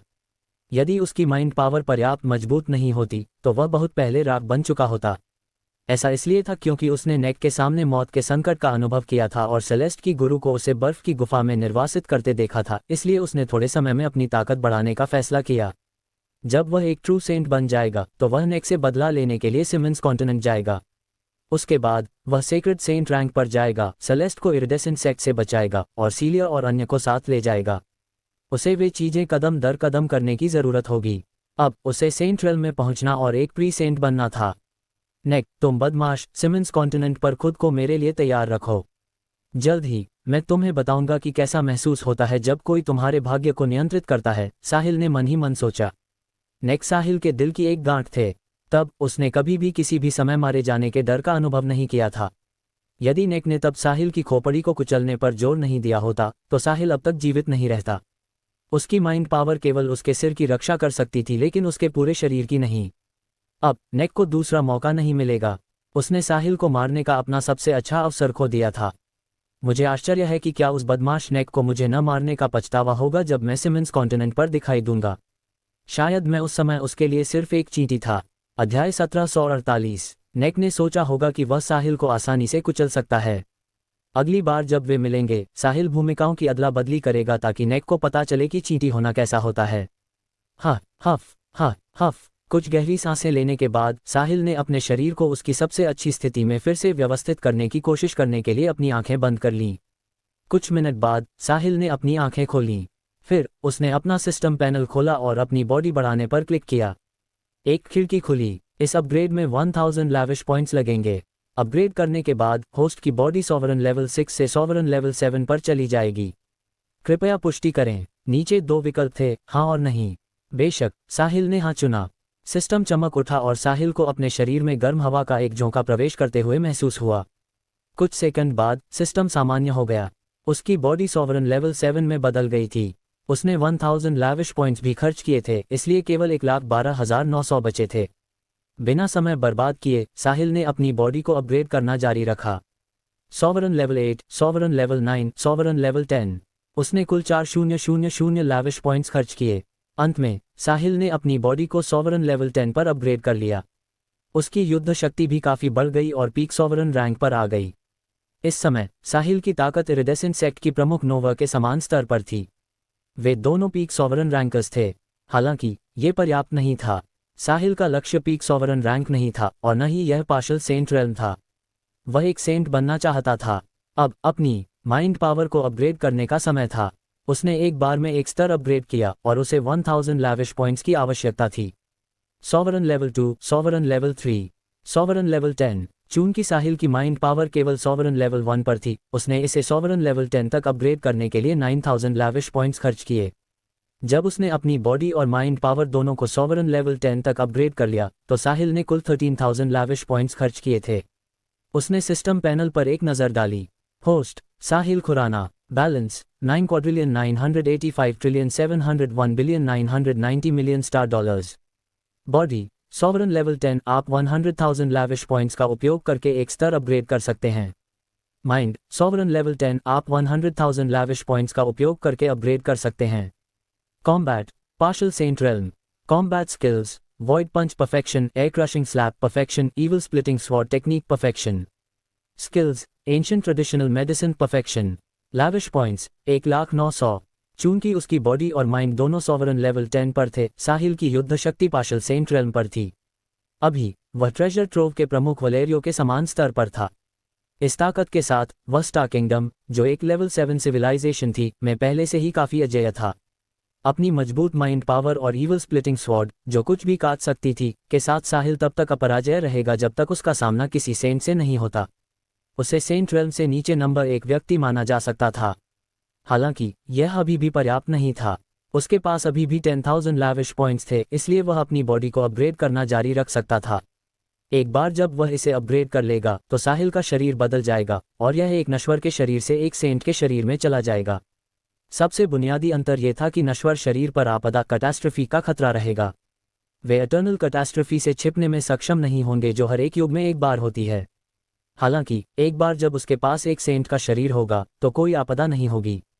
यदि कोई दुर्घटना नहीं हुई तो सेंट का शरीर वास्तव में हमेशा जीवित रहेगा। अध्याय 1749। भले ही साहिल एक पार्शल सेंट था, लेकिन यह पर्याप्त नहीं था। पार्शल सेंट उसका लक्ष्य नहीं था। उसने इतने लंबे समय तक तैयारी और योजना बनाई थी, इसलिए वह और आगे बढ़ना चाहता था। वह सेंट रेल्म तक पहुंचने के लिए अपनी बॉडी को फिर से अपग्रेड करना चाहता था। उसने बहुत से स्तरों को पार किया था, लेट सॉवरन रैंक से सीधे सेंट रेल्म पर जा रहा था। यदि बात बाहर निकलती और बाहरी लोगों को पता चलता तो ये सेक्रेड सेंट सहित स्टार किंगडम में सभी को चौंका देता। ये वास्तव में अभूतपूर्व था। ऐसा शायद पूरे ब्रह्मांड में कभी नहीं हुआ होगा। स्टार किंगडम की तो बात ही छोड़ दें। इस बीच साहिल निश्चित रूप से एक अलिखित इतिहास रचेगा। शांत होने के बाद साहिल ने अपग्रेड करना जारी रखा। एक पॉपअप विंडो फिर से दिखाई दी। इस अपग्रेड के लिए 10,000 लैविश पॉइंट्स की आवश्यकता होगी। अपग्रेड करने के बाद होस्ट की बॉडी सॉवरन लेवल 10 से प्री सेंट लेवल 10 पर चली जाएगी।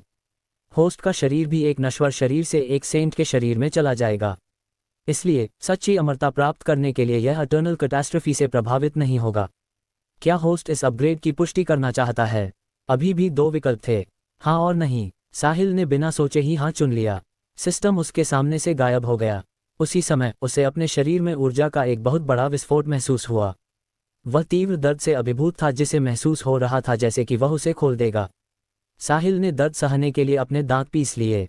वह जानता था कि उसे इसे सहना होगा ताकि उसका शरीर सफलतापूर्वक बदल सके। नश्वर शरीर से सेंट के शरीर में बदलने की प्रक्रिया बहुत धीमी थी। शरीर की हर कोशिका को विकसित होना था, तभी इसे सफलता माना जाता था।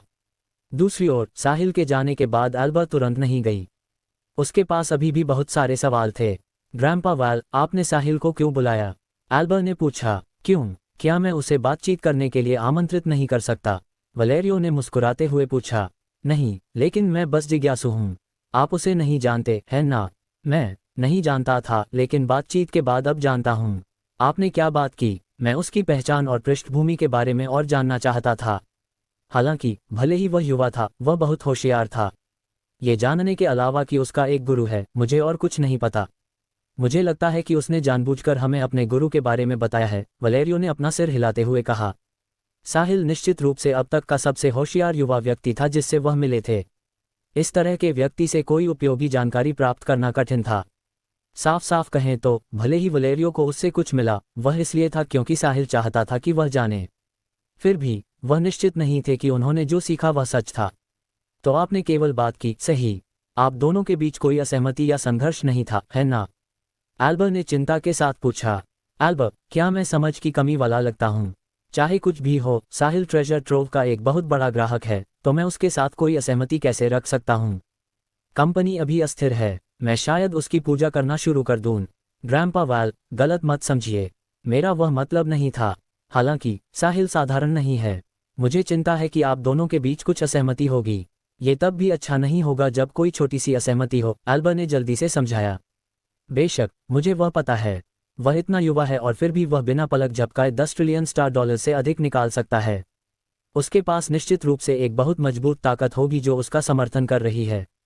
इसके अलावा मैं इस बच्चे की ताकत को देख भी नहीं पा रहा हूँ। पूरे स्टार किंगडम में उजाले और अंधेरे दोनों में इस तरह के 10 से अधिक युवा नहीं होंगे। आर्किमिडीज अभी भी उन लोगों से एक स्तर नीचे है, वलेरियो ने अफसोस जताया। ऐसा नहीं हो सकता, आप साहिल को नहीं देख पा रहे। आप एक पार्शल सेंट हैं, ग्रैंपा वैल। एल्बर ने अपनी खूबसूरत आंखें फैलाते हुए आश्चर्य से पूछा। इसमें इतना आश्चर्यचकित होने वाली क्या बात है? सेंट रेल्म से नीचे कोई भी चींटी है और पार्शल सेंट्स बस थोड़ी मजबूत चींटियां हैं। लेकिन साहिल बहुत युवा दिखता है, आप उसे कैसे नहीं देख सकते? एल्बर अभी भी अविश्वास में थी। सिर्फ इसलिए कि आप युवा हैं इसका मतलब यह नहीं है कि आप कमजोर हैं। कुछ अत्यंत प्रतिभाशाली लोग क्षेत्रों को उतनी ही आसानी से पार कर लेंगे जैसे खाना या पीना। उनके लिए कोई बाधा नहीं है। बेशक एक और संभावना है, साहिल के पास कोई छिपा हुआ खजाना हो सकता है या वह छिपाने की तकनीक जानता है, वलेरियो ने समझाया। मुझे लगता है कि यह बाद वाला हो सकता है, एल्बर ने सकारात्मक रूप से कहा। ओह, तुम्हें इतना यकीन कैसे है? यह एक महिला का इंट्यूशन है। एल्बर निश्चित लग रही थी। अंतर्ज्ञान। वलेरियो मुस्कुराए और कुछ नहीं कहा। वह साहिल नाम के उस युवक को लेकर बहुत जिज्ञासु थे। उन्होंने स्टार किंगडम में पहले कभी ऐसा कोई नहीं देखा था। शायद साहिल वैसा ही था जैसा उसने कहा था। उसने हमेशा अपने गुरु के साथ अभ्यास किया था और उसे हाल ही में छोड़ा गया था। यदि नहीं तो वह पहले से ही लोकप्रिय होता। वह इतनी अच्छी तरह से छिपने में सक्षम नहीं होता। उदाहरण के लिए, आज नीलामी में जो हुआ, आर्किमिडीज और साहिल लड़ रहे थे और उन्होंने एक मड लेवल सोलबाउंड वेपन की कीमत बढ़ाकर 11 ट्रिलियन कर दी, जो एक आसमान छूती कीमत थी। ये निश्चित रूप से जल्द ही सेंट्रल सेक्रेड कॉन्टिनेंट में फैल जाएगा। फिर ये पूरे स्टार किंगडम में फैल जाएगा। साहिल का नाम बहुत से लोगों के कानों में जाएगा और जल्द ही ऐसे लोग होंगे जो उसकी पहचान और पृष्ठभूमि खोद निकालेंगे। भले ही वे वास्तविक विवरण न पा सकें, लेकिन फर्जी खबरों के बहुत से अलग अलग संस्करण तैर रहे होंगे। एल्बर, मेरा तुमसे एक सवाल है, वलेरियो ने अचानक पूछा। अध्याय 1750। आप क्या जानना चाहते हैं? कृपया मुझसे पूछें और मैं ईमानदारी से उत्तर दूंगी, एल्बर ने उत्तर दिया। पिछली बार तुमने मुझे बताया था कि परिवार की कठिन परिस्थिति को हल करने और पैल्मो परिवार के नियंत्रण से बाहर निकलने में हमारी मदद करने का एक मौका है। क्या ये साहिल से संबंधित है? वलेरियो के पूछने के बाद उनकी निगाहें एल्बर पर टिकी थीं। जब एल्बर ने यह प्रश्न सुना तो वह स्तब्ध रह गई। वह प्रश्न का उत्तर देने के लिए लंबे समय तक होश में नहीं आ सकी। वलेरियो का प्रश्न बहुत अचानक था। उसने कभी उम्मीद नहीं की थी कि ग्रैंपा वाल सिर्फ इस छोटी सी बातचीत से ही अंदाजा लगा लेंगे कि साहिल उससे संबंधित है, जो उसने उन्हें पिछली बार बताया था। ये बूढ़े लोग इतने लंबे समय तक जीवित रहे थे, इसलिए उनमें से कोई भी साधारण नहीं था। होश में आने के बाद एल्बर जानती थी कि वह अब और नहीं छिप सकती। चूंकि ग्रैंपा वाल ने उससे वह पूछा था, इसलिए उनके पास ऐसा करने का कोई कारण होना चाहिए। इसके अलावा यदि उन्हें पता चल भी गया तो ये बुरी बात नहीं हो सकती। जब तक उन्हें उनकी मदद मिलेगी, ईस्ट लीग ट्रेडिंग कंपनी को उभरने में लगने वाला समय कम हो जाएगा। वह साहिल के साथ अपने सहयोग को भी जल्दी पूरा कर सकती थी। हाँ, ग्रैंपा वाल, साहिल वही अवसर है जिसका मैंने पहले उल्लेख किया था, एल्बर ने ईमानदारी से उत्तर दिया। वलेरियो इस परिणाम से हैरान नहीं थे। इसके बजाय उन्हें इसकी उम्मीद थी। ओह, मुझे बताओ, वह पैल्मो परिवार से कैसे लड़ सकता है? भले ही वह पहचान और पृष्ठभूमि के मामले में कमजोर नहीं है। एल्बर, तुम्हें पता होना चाहिए कि पैल्मो परिवार स्टार किंगडम की 6 शीर्ष ताकतों में से एक है जिनके पास सेक्रेड सेंट्स हैं। तुम यहाँ तक कह सकते हो कि वे स्टार किंगडम के पिरामिड के शीर्ष पर हैं। कोई भी उनकी स्थिति को हिला नहीं सकता। दोस्तों, अगर आपको यह वीडियो पसंद आई है तो वीडियो को लाइक करें और नेक्स्ट पार्ट के लिए कमेंट कर देना और नोवेल एडिट चैनल को सब्सक्राइब कर लेना। Thank you.